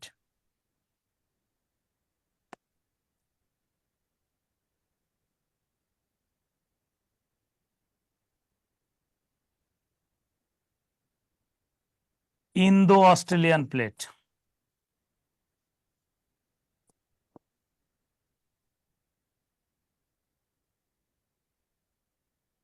Indo Australian plate. Science বলে, মানে কন্টিনেন্টাল ড্রিফট অনুসারে, যে এই প্লেটগুলো আমাদের কিসের সৃষ্টি করেছে, তখন এটা লেখা লাগে এরকম যে এটা মহাদেশ ও মহাসাগরের সৃষ্টি করেছে। হয়তোবা সবগুলো আসে নাই, কারণ তুমি বলতে পারবা যে এখানে সব মহাদেশ মহাসাগরের কথা আসে না, আমার আসার দরকার নাই, একটা আসলেও তুমি বুঝবা যে সেইটার অন্তর্ভুক্ত। তাকে কি বলছে, এই প্লেটগুলো আমরা একদম ঠুটস্থ করে রাখবো, এটা রিটেনেও কাজে দেবে। সবাই একবার তো আমার সাথে পড়ে নাও। আফ্রিকান প্লেট, উত্তর আমেরিকান প্লেট, দক্ষিণ আমেরিকান প্লেট, ইউরেশিয়া প্লেট, প্রশান্ত মহাসাগরীয় plate, Antarctican plate, Indo Australian plate.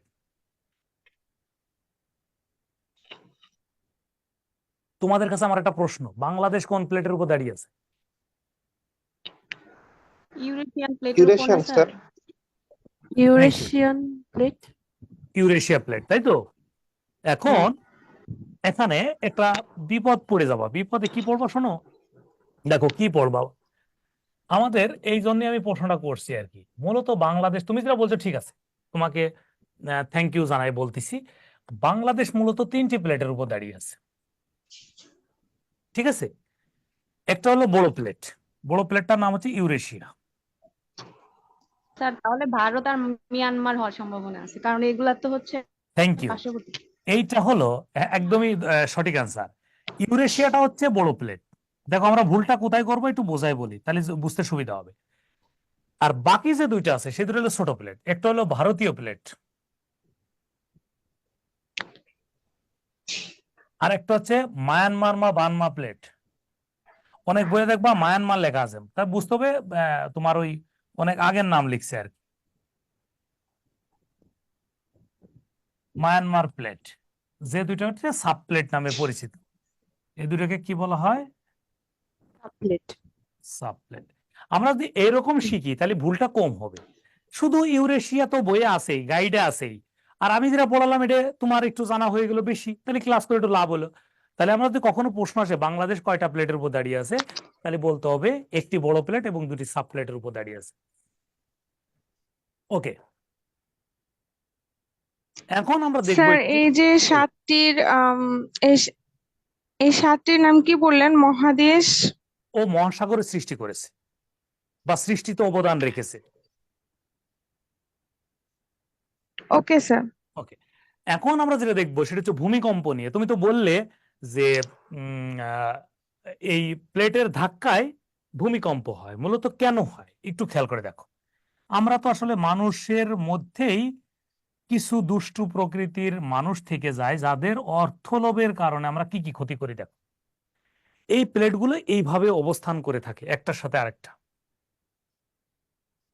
ছোট ছোট প্লেট দিয়ে এই জায়গাটা এটাকে বিভিন্নভাবে সৃষ্টিকর্তা যুক্ত করে রেখেছে।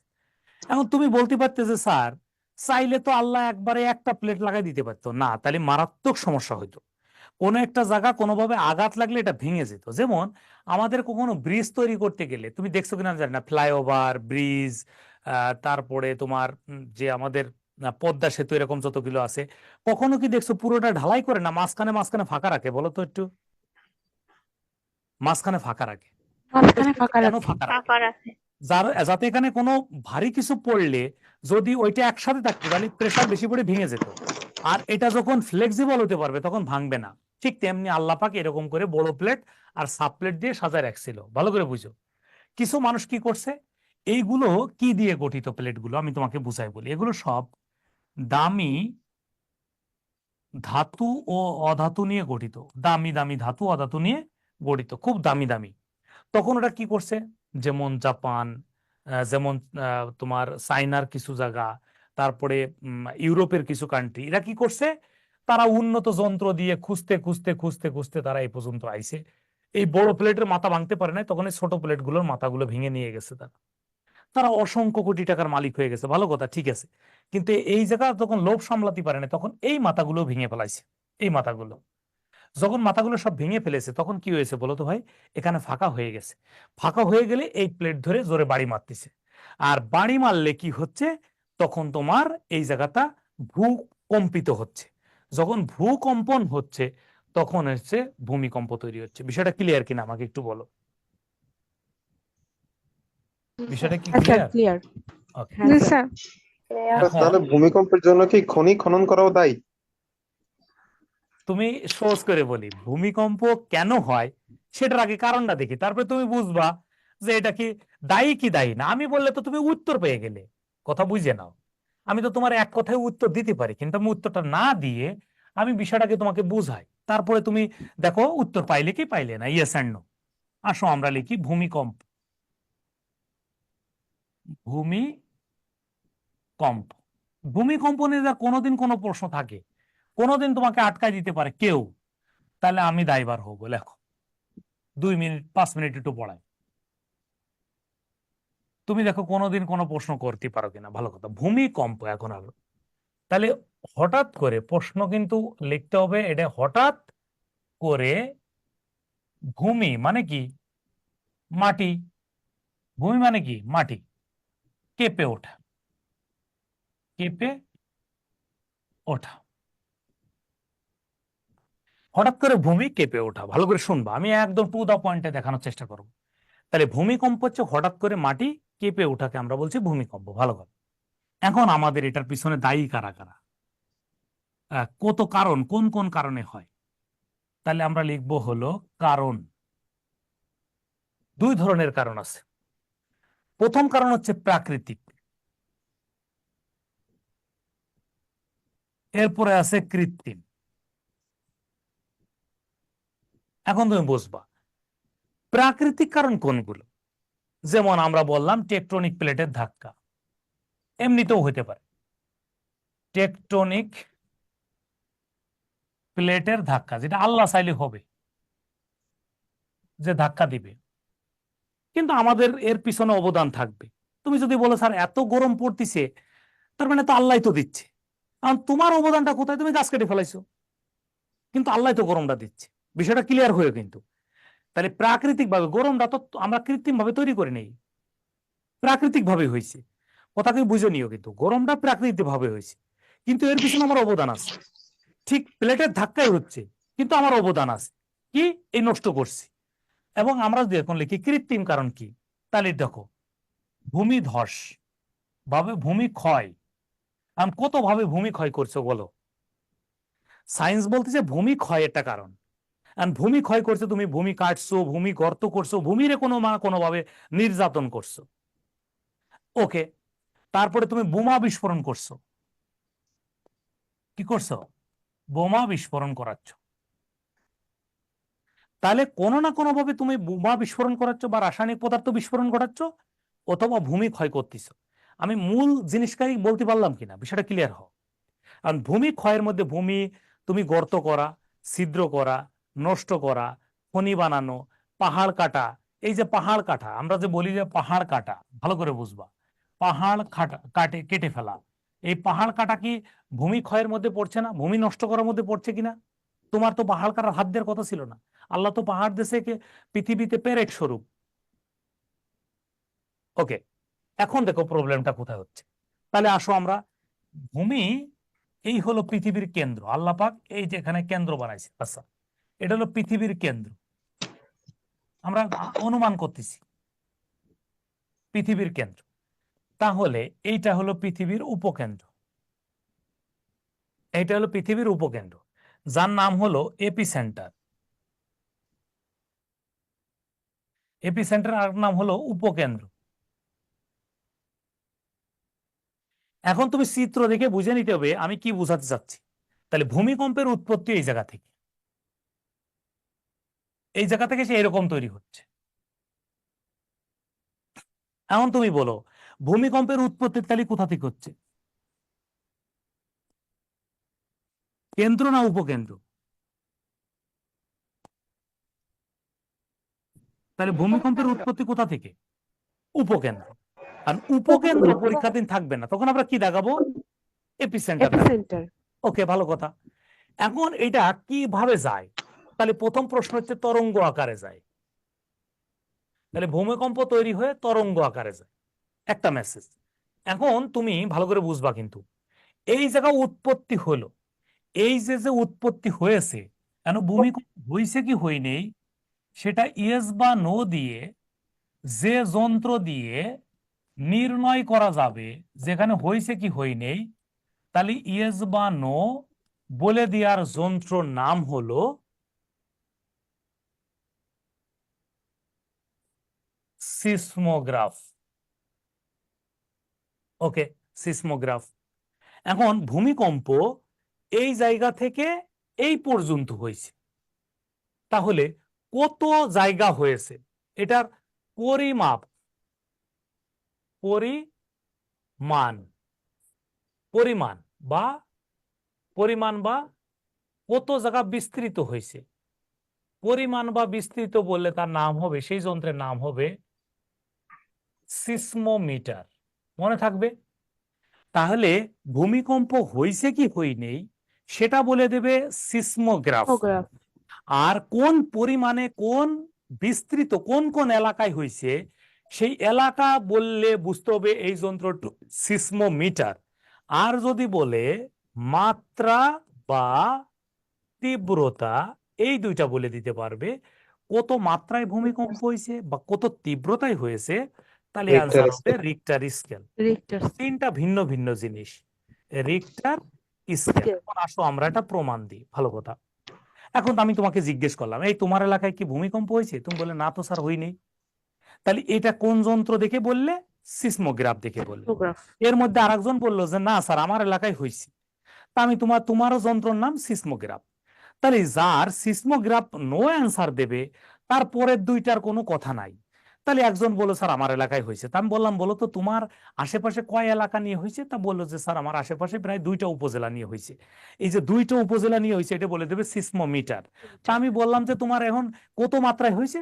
তা তুমি বলেছে স্যার 5 সামথিং। এইটা হলো রিক্টার স্কেল।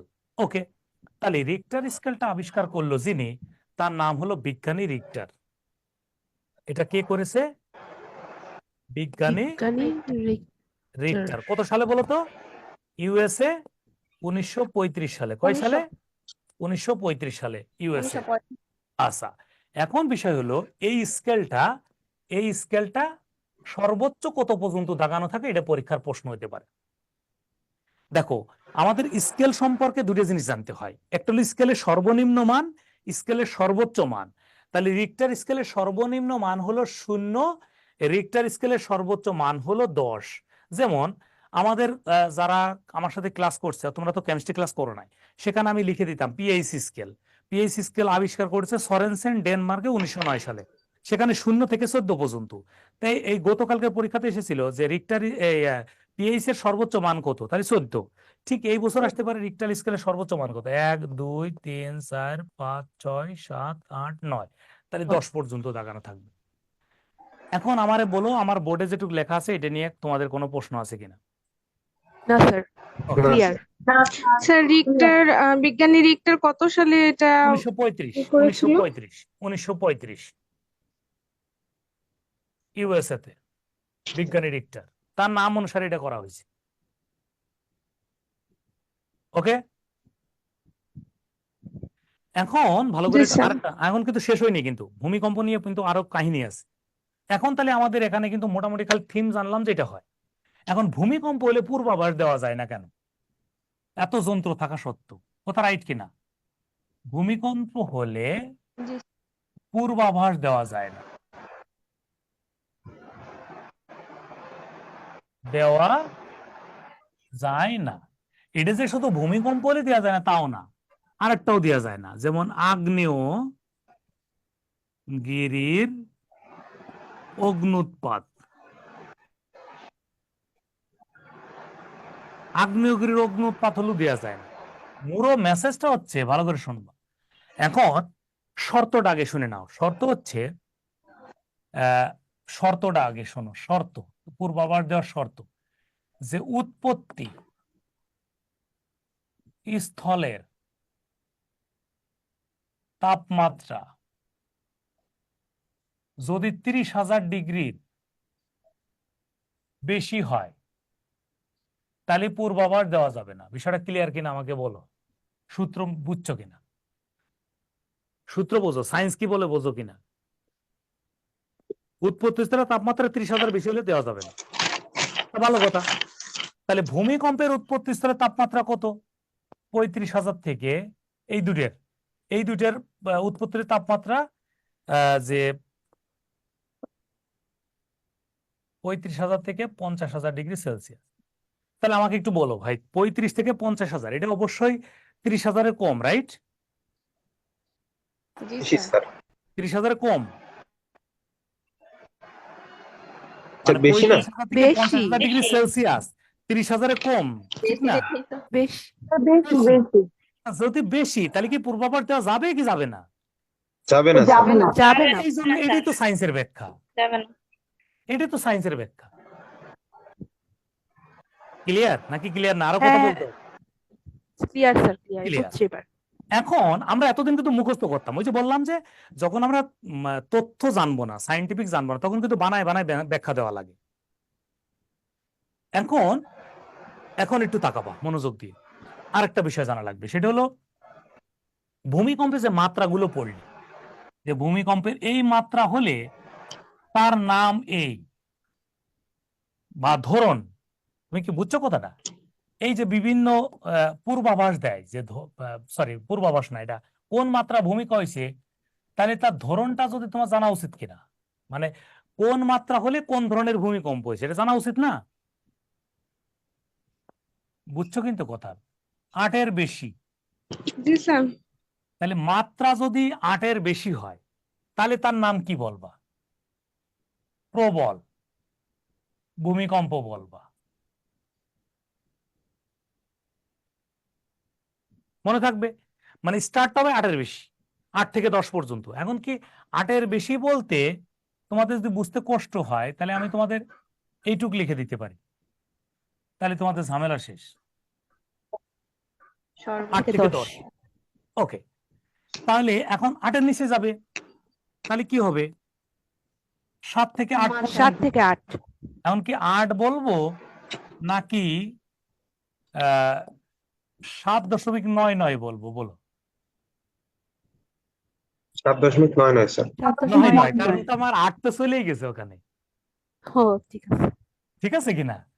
হ্যাঁ, হ্যাঁ। এগুলো আমি বলতেছি, এগুলো কিন্তু বই আবার থাকবে না, সেজন্য তোমার মনে হতে পারে যে কি হবে, আসলে প্রথমটাকে ধরতে হবে। ঠিক আছে, তাহলে আমাদের এখানে ভয়ঙ্কর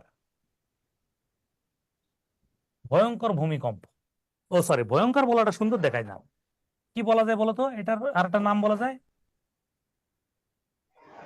বলতো কি বলা যায়? ভয়াবহ। ভয়াবহ। ভয়াবহ। আচ্ছা, তাহলে কি হবে এখন বলো, 6 থেকে কি লিখবো? 6.99। 9 শক্তিশালী।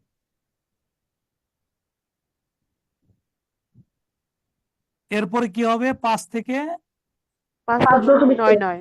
9 মধ্যম। 4 থেকে 4.99 9 মৃদু।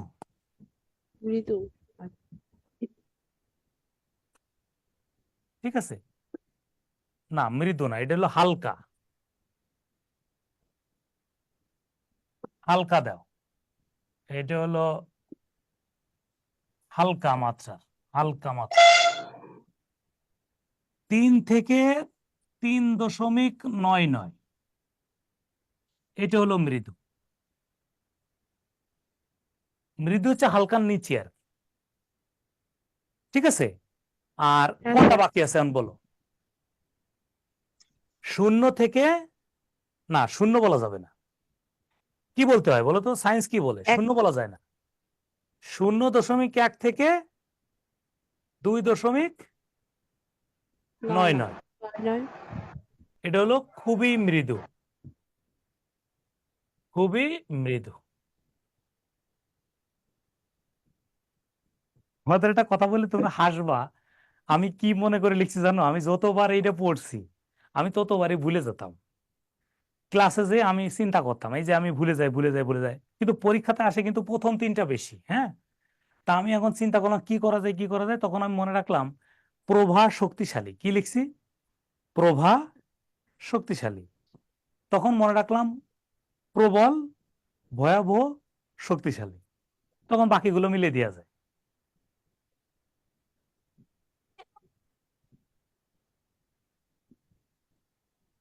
স্যার বলো। স্যার আমাদের লাস্ট পেজে বলা হয়েছে ভূমিকম্প যদি 35 থেকে 50,000-এর বেশি মানে এই উৎপত্তি স্থলে তাপমাত্রা এত থাকে, তাই এটা পূর্বাভাস আমরা পাই না। স্যার জি আগ্নেয়গিরি তাপমাত্রা সেমই হবে? জি, আগ্নেয়গিরি তাপমাত্রাটাও কি স্যার 35 থেকে হ্যাঁ হ্যাঁ 50,000 হ্যাঁ, আমি ডিগ্রি সেলসিয়াস? ওই একই উত্তর বলে দুটোরে পাশাপাশি লিখে রাখছি। আচ্ছা, ঠিক স্যার। এবং আমি বলেও ছিলাম যে দুইটার উত্তর এক, এই জন্য পাশাপাশি লিখলাম। তাহলে আমরা কিন্তু আর মোটামুটি আমাদের সমস্যা হওয়ার কথা না। এক হচ্ছে ভূমিকম্প কোথা থেকে উৎপত্তি হয়, কিভাবে তরঙ্গ আকারে ছড়ায়, তারপরে নির্ণয়ের যন্ত্র সিসমোগ্রাফ, পরিমাপ সিসমোমিটার, মাত্রা বা তীব্রতা রিক্টার স্কেল, কে করেছেন, কত সালে করেছেন, রিক্টার স্কেলের সর্বনিম্ন সর্বোচ্চ মান, বিভিন্ন মাত্রা, মোটামুটি আশা করি তোমরা পারবা। আর একটা প্রশ্ন আছে, সেটা দিলে শেষ আজকের মতো। এটা এই ভূমিকম্প নিয়ে আর কি। এখন দেখো আমাদের একটা প্রশ্ন আসে, ভূমিকম্পের সময় কি করা উচিত? তোমরা দেখছো কিনা আমি জানি না। ভূমিকম্পের সময় কি করা উচিত? ওকে, ভালো করে বুঝবা। এই জায়গাটা ঝামেলা তৈরি হয়েছে। এটা মজার বিষয় হলো, এই প্রশ্নটার সাথে অনেকে এই প্রশ্নটাকে গোলায় ফেলাচ্ছে যে আহ বজ্রপাতের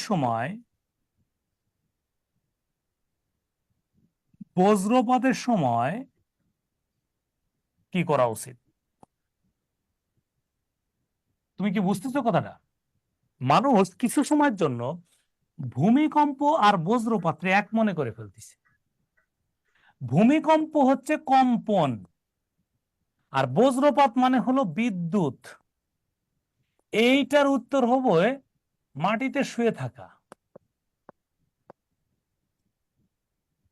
এখন তোর মনে নেই, ধরো অপশনে নেই মাটিতে শুয়ে থাকা, তাহলে এরকম থাকতে পারে যে গাড়ি থেকে নেমে মাটিতে শুয়ে থাকা। বুঝো কিন্তু কথাটা,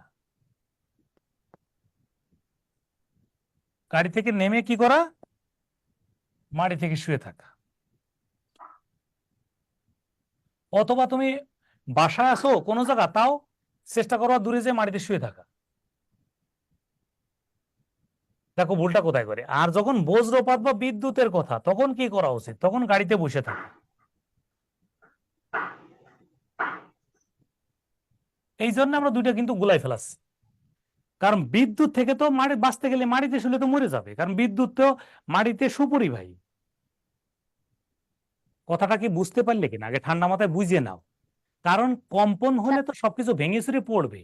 তা তুমি কি বলছে যে গাড়িতে বসলে গাড়িও তো ভেঙে চুরে তোমার মাথার উপরে পড়বে, মাটিতে শুয়ে থাকলে কিছুই হবে না, খোলা মাটিতে শুয়ে থাকলে। তো মাটির তো মানে নিচের দিক খাইটা চইলা যায়, তো ওই দিকে না এটা না না, মানে ভুল কিভাবে করতেছো, হইলো? ভুল করতেছো।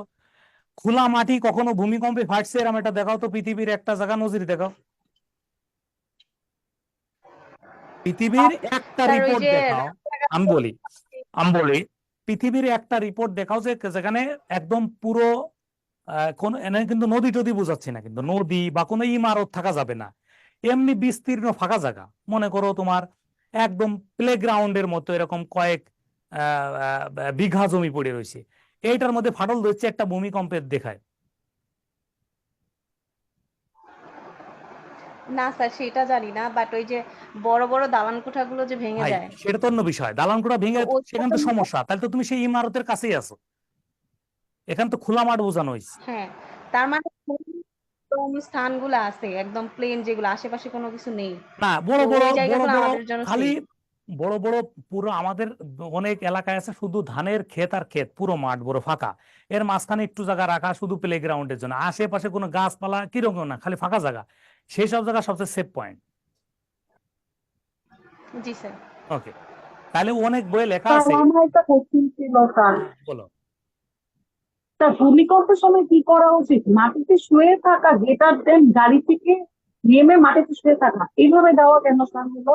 বললাম কেন, অপশনে মাটিতে শুয়ে থাকার ওই অপশনটাই নাই, সেখানে আছে মাটি থেকে গাড়ি থেকে নেমে মাটিতে শুয়ে থাকা। তাহলে ভালো করে বুঝো কিন্তু, তাহলে তো আমি প্রথম অপশনটা তো খুঁজেই পাচ্ছি না, তো দ্বিতীয়টা তোমাকে বাধ্য হয়ে দাগাতে হচ্ছে। বোঝো নাই? স্যার নাকি এখনো বুঝছি, বোঝো? দুইটা একই জিনিস। এখন কি কথা ক্লিয়ার হও নাই? ধরো চারটা অপশনে, স্যার ওই থেকে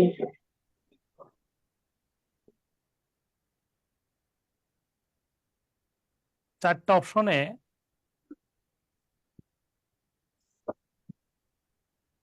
এটা কি করছে আবার, এটা আসলো কেন?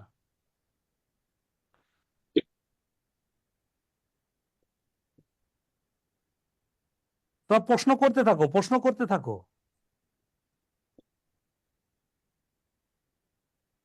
প্রশ্ন করতে থাকো।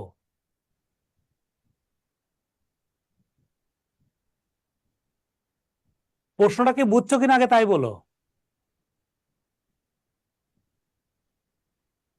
জি স্যার। বুঝতে পারছি স্যার। মানে আমার প্রশ্ন হচ্ছে, যদি অপশন দুটো থাকবে না, কিন্তু আমার এটা কাজে লাগবে তাই। বুঝছি এখন। ওকে, এখন আমরা যেটা যাব সেটা হলো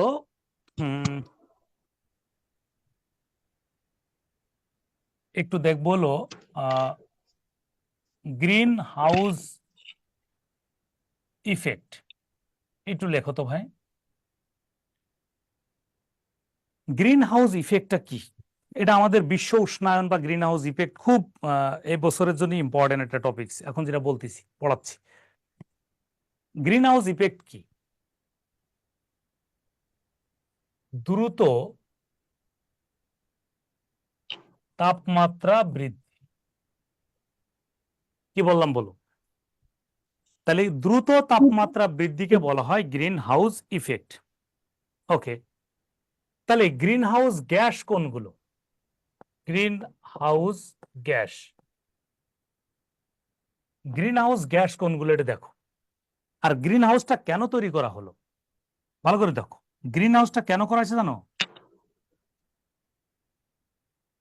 গ্রিন হাউসটা করা হয়েছিল শীত প্রধান অঞ্চলের টেম্পারেচার খুব কম থাকে।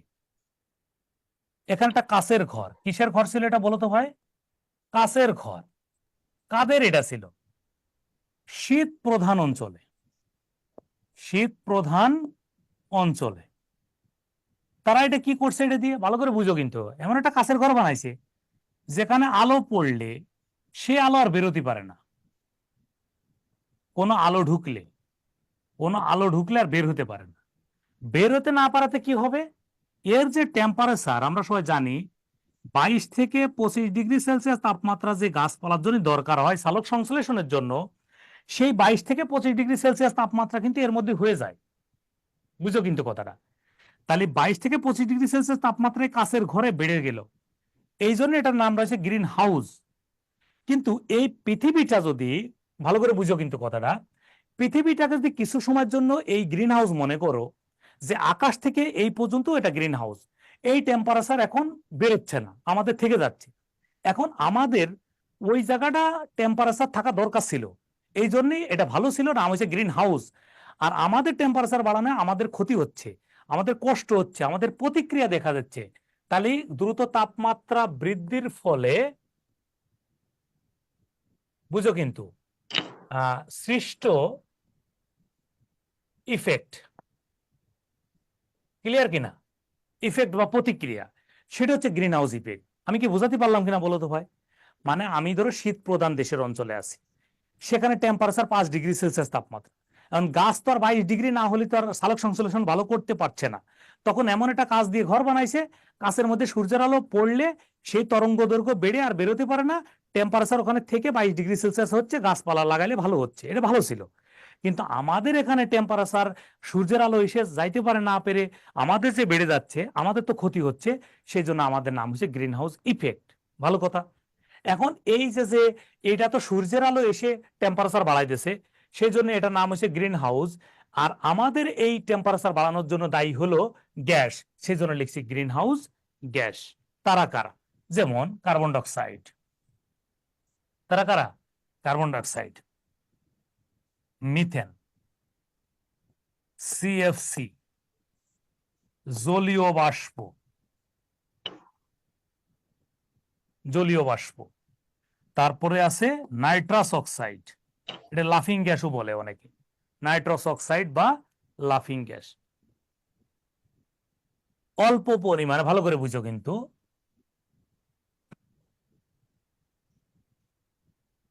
এখন এইটা আমাদের একটু মনে রাখতে হবে। কার্বন ডাইঅক্সাইড, মিথেন, সিএফসি, জলীয় বাষ্প, নাইট্রাস অক্সাইড, এইগুলো আমাদের কি করছে? এই টেম্পারেচার বাড়িয়ে দিচ্ছে। বিষয়টা ক্লিয়ার কিনা আমাকে একটু বলো। ক্লিয়ার? জি স্যার। ওকে, এখন আমাদের যেটা লাগবে সেটা হচ্ছে, আমি একটু সিলেবাসটা একটু আলোচনা করে দিই, তোমাদের জন্য সুবিধা হবে। পৃথিবী সৃষ্টির ইতিহাস, কসমিক রে, ব্ল্যাক হোল, হিগের কণা, বায়ুমণ্ডল, এই পর্যন্ত পড়েছিলাম প্রথম ক্লাসে। তারপরে হচ্ছে তোমার বায়ুমণ্ডল, tectonic plate, green house effect, ozone স্তর, এটার মধ্যে চলে এসেছে। বিষয়টা ক্লিয়ার আমাকে একটু বলো কিন্তু। এখন আমরা দেখবো টাইড বা জোয়ার ভাটা। টাইড বা জোয়ার ভাটা, টাইড বা জোয়ার ভাটা। একটু মনোযোগ দিলে 1-2 লাইনের মধ্যে আমাদের পড়া হয়ে যাবে। দেখো, জোয়ার ভাটার মধ্যে মূল থিম হচ্ছে, যদি আমরা এখানে ধরে নিই পৃথিবী, পৃথিবী বুঝো, কিন্তু পৃথিবীকে আকর্ষণ করছে সূর্য। এখানে লিখলাম সূর্য। সূর্য কত কিলোমিটার দূরত্বে আছে জানো কিনা? 15 কোটি কিলোমিটার, জানো কিনা? No, জি sir. স্যার। সূর্য আমাদের 15 কোটি কিলোমিটার দূরে আছে। এখান থেকে তুমি আলো আসতে সময় লাগে কত সেকেন্ড? পৃথিবী থেকে, সূর্য থেকে পৃথিবীতে আলো 8 আসতে সময় লাগে minute 20 second sir. 8 minute 8 minutes. 19 second. আচ্ছা, এখন এই জায়গা আছে চাঁদ, এই জায়গা আছে চাঁদ, এই জায়গাটা আছে চাঁদ, এই যে চাঁদ। এখন চাঁদ হলো এদের মধ্যে তোমার সময় লাগে হলো চাঁদের থেকে আলো আসতে 1.3 সেকেন্ড বা 2 সেকেন্ড, যেটা বলো। কত সময় লাগে? 1.3 সেকেন্ড মতো আলো আসতে সময় লাগে। তাহলে সবচেয়ে কাছে আছে চাঁদ। এই চাঁদ আর সূর্যের আকর্ষণে মূলত আমাদের জোয়ার ভাটার সৃষ্টি হয়। এখন মজার বিষয় হচ্ছে, ভালো করে শুনবা কিন্তু, দিনে কয়বার জোয়ার ভাটা হয়? তাহলে আনসার হবে 4 বার জোয়ার ভাটা হয়। কিন্তু যদি বলে একদিনে কয়বার জোয়ার ভাটা হয়, তাহলে কিন্তু না, সরি, দিনে বললে ভুল হচ্ছে। দিনে বললে 2 বার জোয়ার ভাটা হয়। দিন বলতে বোঝায় হলো 12 ঘন্টা, 12 ঘন্টা বোঝায়, মনে রাখবা আজীবনের জন্য। দিন বলতে 12 ঘন্টা বোঝায়, একদিন বলতে 24 ঘন্টা বোঝায়। 24 ঘন্টা। তাহলে 4 বার। এইটুক ক্লিয়ার কিনা আগে বলো, এই দুটো প্রশ্ন। জি স্যার। যদি পরীক্ষাতে বলে যে দিনে কয়বার জোয়ার ভাটা হয়, বলবা 2 বার, একদিনে কয়বার, তাহলে 4 বার। ওকে, এখন একটু দেখো যে আমাদের জোয়ার এরকম হয় সারাদিনে, ভাটা একদিনে এরকম হয়, জোয়ার ভাটা। এটা কয় দিনের ঘটনা? একদিনের ঘটনা। একদিনের ঘটনা মানে তোমার হলো, একদিনের ঘটনা মানে কয় ঘন্টা বলো তো ভাই? 24 12টা হ্যাঁ, না 24 24 ঘন্টা। ঘটনা মানে কিন্তু 24 ঘন্টার ঘটনা, নালে মিলাতে পারবা না তো। 24 ঘন্টার ঘটনা। তাহলে এই দুটে এর মাঝখানের সময় কত, এটা পরীক্ষাতে আসে, বুঝতেছো কিনা? এর মাঝখানের সময়টা পরীক্ষাতে চাই। এই দুইজনের মধ্যবর্তী সময় হলো 6 ঘন্টা 6 ঘন্টা। 13 মিনিট, কারণ এটা একটু কম বেশি হতে পারে। তাহলে ঠিক এইগুলোর হবে 6 ঘন্টা 6 13 ঘন্টা। মিনিট, 6 ঘন্টা 13 মিনিট হবে, 13 মিনিট। বুঝো কিন্তু কথাটা। এখন তুমি বলো তো, তাহলে একটি জোয়ার আরেকটি জোয়ারের মধ্যবর্তী সময় কত? এখন তো তুমি পড়লো 12 ঘন্টা। জোয়ার আর ভাটা কিন্তু পড়েছো, এইটুক পড়েছো, কিন্তু এইটুকের উত্তর। এখন তাহলে হবে কিন্তু 12 ঘন্টা 26 মিনিট। 26 মিনিট। মূলত আমরা এটাকে যদিও 12 ঘন্টা 26 মিনিট লিখি, আলটিমেটলি এটা লেখা লাগে প্রায় 12 ঘন্টা, কারণ এটা কম বেশি হতে পারে। সেজন্য আবার পাশে নোট দিয়ে দিলাম। এইটুক মনে রাখতে পারবা কিনা বল? হ্যাঁ স্যার। ঠিক আছে। এখন আমাদের যেটা ইম্পর্টেন্ট একটা টপিকস আছে, সেটা হচ্ছে জ্যোতিষ্ক। জ্যোতিষ্ক নিয়ে তোমাদের যদি আমি 2-3 মিনিট পড়াই দিই, তাহলে মূল থিম কিন্তু সব পেরে যাবা। দেখো, জ্যোতিষ্ক হচ্ছে 10 ধরনের, 10 ধরনের। এখন একটা ঝামেলা আছে, 10 ধরনের মধ্যে হলো, এই 10 ধরনের মধ্যে হলো 7টি জীবিত, 3টি মৃত। এখন তুমি যদি বলো স্যার কিভাবে, একটা হলো নক্ষত্র, নাম শোনার কথা। নক্ষত্র পরে লিখবা ছায়াপথ। 3 নম্বর হলো নক্ষত্র ছায়াপথ, ধূমকেতু, নীহারিকা,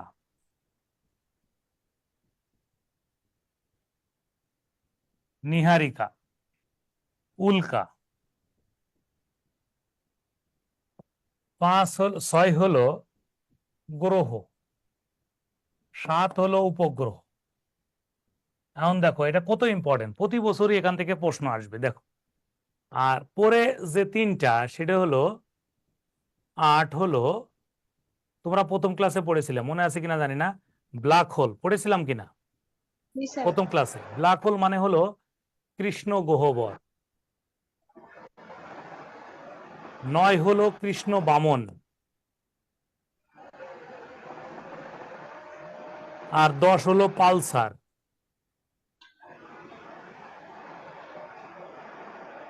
দেখো তো ক্লিয়ার না?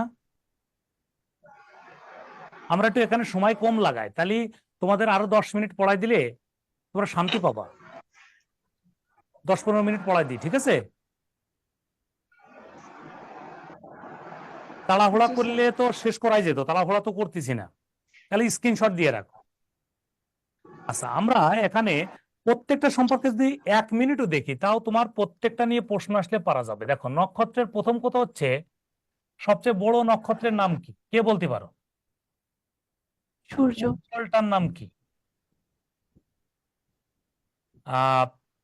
সূর্যের নিকটতম নাম কি, কে বলতে পারো? এই কটা বলো। বুধ। না, আমি কিন্তু নক্ষত্র বলতেছি। সবচেয়ে বড় নক্ষত্রের নাম হলো ব্যাটেলগাম।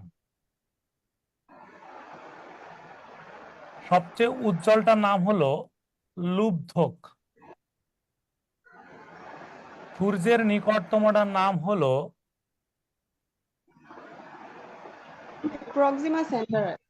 Proxima Centauri. বলো, পৃথিবীর নিকটতম কোনটি? তাড়াতাড়ি বলো। সূর্য। সূর্য। প্রতিদিন দেখতেছো, এটা না বোঝার তো কিছু নাই। মনে রাখার টেকনিক কি? আমার কাছে সূর্য, সূর্যের কাছে প্রক্সিমা সেন্টারাই, সবচেয়ে উজ্জ্বল লতে লুব্ধক, উজ্জ্বলের লতে লুব্ধক, উজ্জ্বল লতে লুব্ধক, আর বড় বড়র বতে বেটেলগাম। বুঝলে না টেকনিকটা? অনেকে কিন্তু খেয়াল করলো না। বতে বড়, বতে বেটেলগাম, উজ্জ্বলের লতে লুব্ধক। আর লুব্ধক। টেকনিক হচ্ছে আমার কাছে সূর্য, সূর্যের কাছে প্রক্সিমা সেন্টারাই। বুঝতে পারছি স্যার। ওকে, এখন দেখো এটা মজার জিনিস শেখায়, সেটা হলো নীহারিকা কি। সবাই তাকাও, এখানে লিখে রাখো মেঘ মুক্ত আকাশ। কি আকাশ? মেঘ মুক্ত মেঘমুক্ত আকাশে। আকাশ। হ্যাঁ, এখানে কিছু তারকা, এটা কিন্তু তারকা, এই যে তারকা গুচ্ছ, এটা এরকম করে থাকে, তুমি দেখতে পাবো মেঘমুক্ত আকাশে এই যে তারকা গুচ্ছের আস্তরণ। এই আস্তরণ এটা এইভাবে লিখে রাখো, মেঘমুক্ত আকাশে তারকা গুচ্ছর আস্তরণে হলো নীহারিকা। তাহলে আর কোনোদিন ভুলবা না। এটা কিন্তু স্বল্প আলো হতে হবে। কি আলো? স্বল্প আলোর, কম আলোর। তাহলে মেঘমুক্ত আকাশে স্বল্প আলোর তারকাগুচ্ছ, এই যে ঝাড়ুবাতির মতো বা ঝাড়ুর মতো যদি দেখা যায়, তার নাম হলো নীহারিকা। মনে থাকবে? মনে থাকবে আশা করি। একটু খেয়াল করো, আর একটা মজার জিনিস শেখাই দিই, যে এই টুকির মধ্যে মনে করো আছে আলো। আচ্ছা, তুমি কে বলতে পারবা সবার আগে দেখি, আলো আর অন্ধকারের মাঝখানে জায়গাকে কি বলা হয়? এটুকু হলো আলোকময়, আলোকময় অঞ্চল, দ্যাটস মিন আলো। আর এটা অন্ধকার, তাহলে আলোকময় অঞ্চল আর অন্ধকারের মাঝখানে জায়গাটার নাম কি বলো? ছায়াপথ। Yes, ছায়াপথ ছায়া। স্যার। তাহলে যেখানে যে ছায়া যুক্ত পথ, কোন ধরনের? ব্র্যাকেটে লিখে দিলাম কল্পিত। এটা কিন্তু কেউ কোনোদিন দেখে নাই, কল্পনা করছে। মানে বলছে আলো আর অন্ধকারের মাঝখানে আকাশে যে আমাদের ছায়াযুক্ত পথ থাকে, তার নামই কিন্তু মূলত ছায়াপথ বা মিল্কি ওয়ে। ছায়াপথ বা মিল্কি ওয়ে মনে থাকবে। হ্যাঁ স্যার। ওকে, আর একটা জিনিস দেখাই দিই, সেটা হচ্ছে ধূমকেতু। তাহলে বুঝতে সুবিধা হবে। কমেট শব্দের মানে হলো, কমেট মানে কিন্তু তোমার ধূমকেতু। এলোকেশি। এলোকেশি, দ্যাটস মিন ধূমকেতু। ঠিক আছে, এটা করেছে হ্যালি। এটাকে বলা হয় বিজ্ঞানী হ্যালির ধূমকেতু। মজার একটা জিনিস শেখো আগে, এটা এটা আজীবনের জন্য এই কথাটা শিখে রাখো। এটা কতদিন পর পর হয়েছে বা কোন সময় হয়েছে এটা নিয়ে একটা মতভেদ আছে। ঠিক আছে, সর্বশেষ কবে দেখা দিয়েছে এটা বলো। 1986 সালে, রাইট কিনা? হ্যাঁ, জি স্যার। এটা দেখা দিয়েছে কতবার, কোন বার? এটা দেখা দিয়েছে চতুর্থবার। তাহলে এর আগে কবার দেখা দিয়েছে? এর আগে দেখা দিয়েছে, 3 বার। এর মাঝখানে 76 থেকে মাইনাস করো। তাহলে আমি তোমাকে টেকনিক শিখাচ্ছি। তাহলে 1910 সালে একবার দেখা দিয়েছে, এর মাঝখানে 75 সাল ছিল। তাহলে একটু করো তো, কত হবে? 75 করলে হয় 1835 সাল। আচ্ছা, এর আগে 76 বছর পরে হয়েছিল। তাহলে এই প্রথমটা কবে ছিল? 1759। মনে থাকবে, এটা বুদ্ধি শিখালাম। 1759 সালে প্রথমবার দেখা দিয়েছে, প্রথম। এটা দ্বিতীয়, এটা হলো তৃতীয়বার, এটা হলো চতুর্থবার। এই হলো তোমার নিয়ম। এখন যদি তোমাকে বলতো প্রথমবার কোন সালে, দ্বিতীয়বার কোন সালে, তৃতীয়বার কোন সালে, চতুর্থবার কোন সালে, তাও তুমি পারতে। সেজন্য আমরা মুখস্থটা না করে যদি বুদ্ধি ইউজ করি, তাহলে খুব সুন্দর করে পারা যায়। এটা কিন্তু 1759। হ্যাঁ, আবার একটু জুম করে লিখে দিলাম, 1759। 1759 পারা যাবে। তাহলে 76 বছর পরে দুইবার এবং 75 বছর পরে একবার দেখা গেছে। তাহলে আশা করি এটা নিয়ে আর সমস্যা থাকবে না। এখন আমাদের গ্রহ আর উপগ্রহ নিয়ে একটু কথা শেখাই। গ্রহ ভালো করে শুনবা। সবচেয়ে বড় কথা হচ্ছে ছোট গ্রহ। এই সম্পর্কে তোমার আরো কিছু মেসেজ লাগবে। ছোট গ্রহ, দ্রুত গতির গ্রহ, বায়ুমণ্ডল নেই,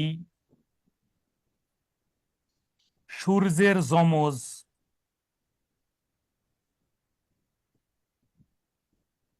উপগ্রহ নেই। এই সব কথাগুলো যাবে হলো বুধের সাথে। বুধ এক নজর পড়ে রাখো, এই কথাগুলো হলো খালি যাবে বুধের সাথে। দেখো,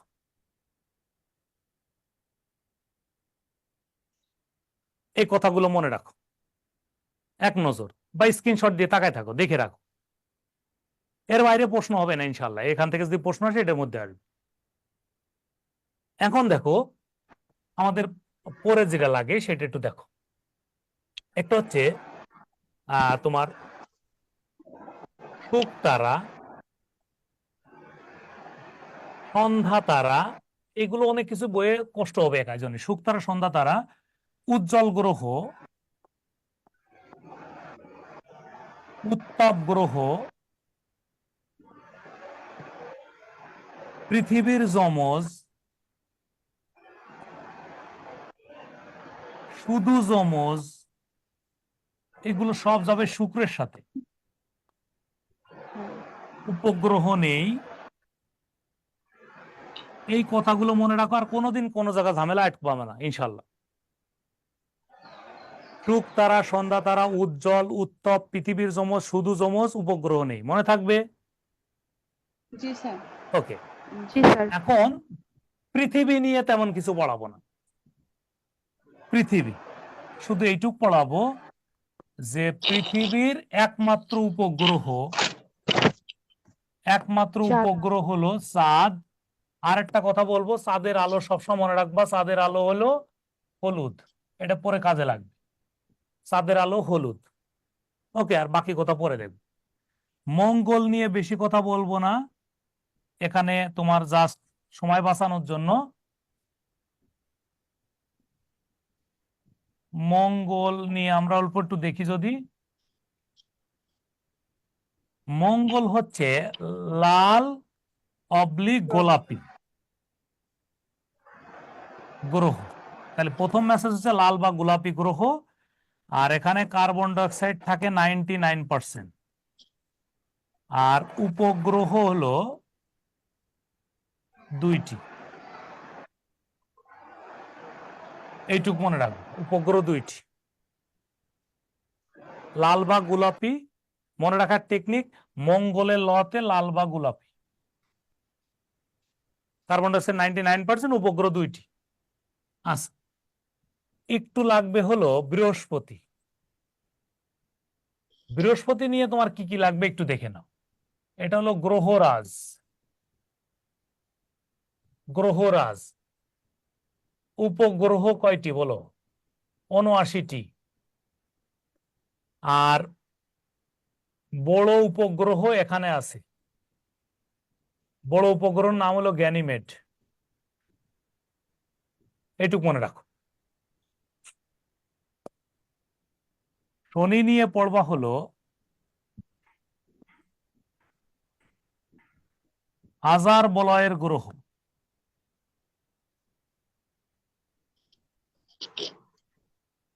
হাজার বলয়ের গ্রহ, উপগ্রহ 82টি, সবচেয়ে স্যার বেশি। হাজার বলয়ের গ্রহ, বলয়ের বলয়, গ্রহ। বলয় মানে বাধা,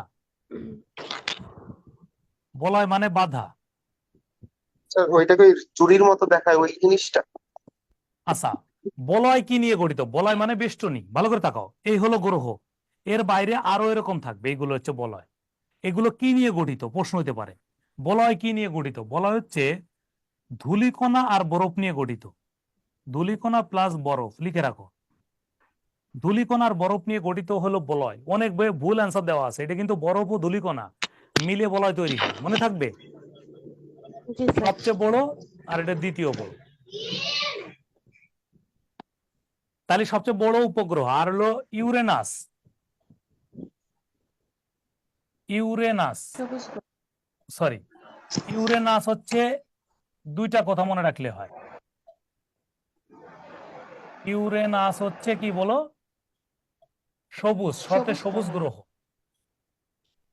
আর তৃতীয় বড়, তৃতীয় বড়। আর সর্বশেষ হচ্ছে নেপচুন। নেপচুন হচ্ছে সবচেয়ে দূরের গ্রহ। হ্যাঁ, দূরের গ্রহ মানে শীতল গ্রহ। স্যার এটা পৃথিবীকে কত বছর পর পর প্রদক্ষিণ করে? 450?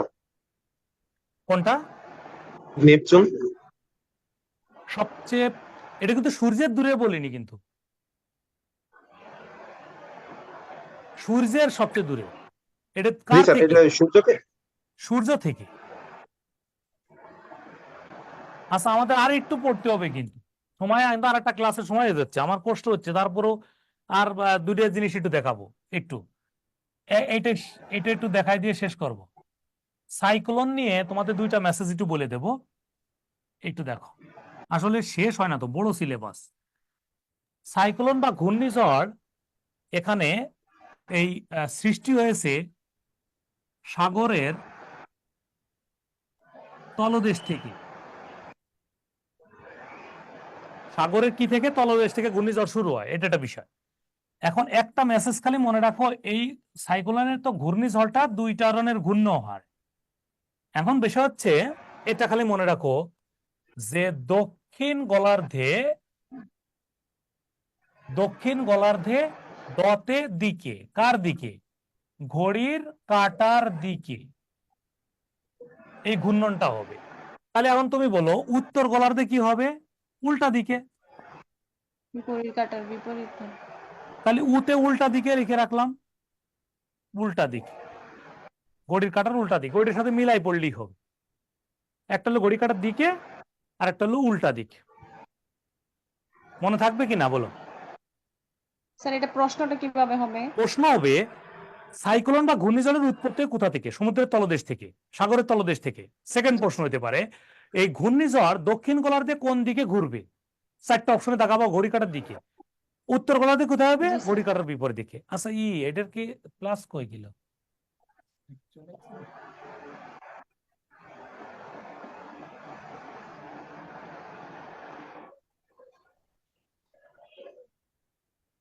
আচ্ছা, আরেকটু দেখাই দিই শেষ খালি, এইটা লাস্ট ওয়ার্ডটা লিখেই শেষ। আর হলো সুনামি লেখো। এই শুধু সুনামি মানে একটু লিখে রাখো, আমি মুখে মুখে বলে দিই, একটু লেখো সুনামির পাশে যে সমুদ্রের তলদেশের ভূমিকম্প থেকে তৈরি হয়। শুধু লেখো সমুদ্রের তলদেশে ভূমিকম্প, লাস্ট ওয়ার্ড, তলদেশে ভূমিকম্প, সমুদ্রের তলদেশে ভূমিকম্প। এটা মূলত পতাশ্রয় ঢেউ বোঝায় আর কি। আর একটা জিনিস শিখে রাখবো, সেটা হচ্ছে সিডর। সিডর কিন্তু মানে হলো এইটা ব্যতিক্রম কি দেখো, এই ঘূর্ণিঝড় সুনামি হয় সমুদ্রের তলদেশে, আর এইটা সমুদ্রের হলো উপরিভাগে, সমুদ্রের উপরিভাগে তৈরি হয়। জানো কিনা কিসে হয়? নিম্নচাপের ফলে, নিম্নচাপের ফলে সিডর তৈরি হয়।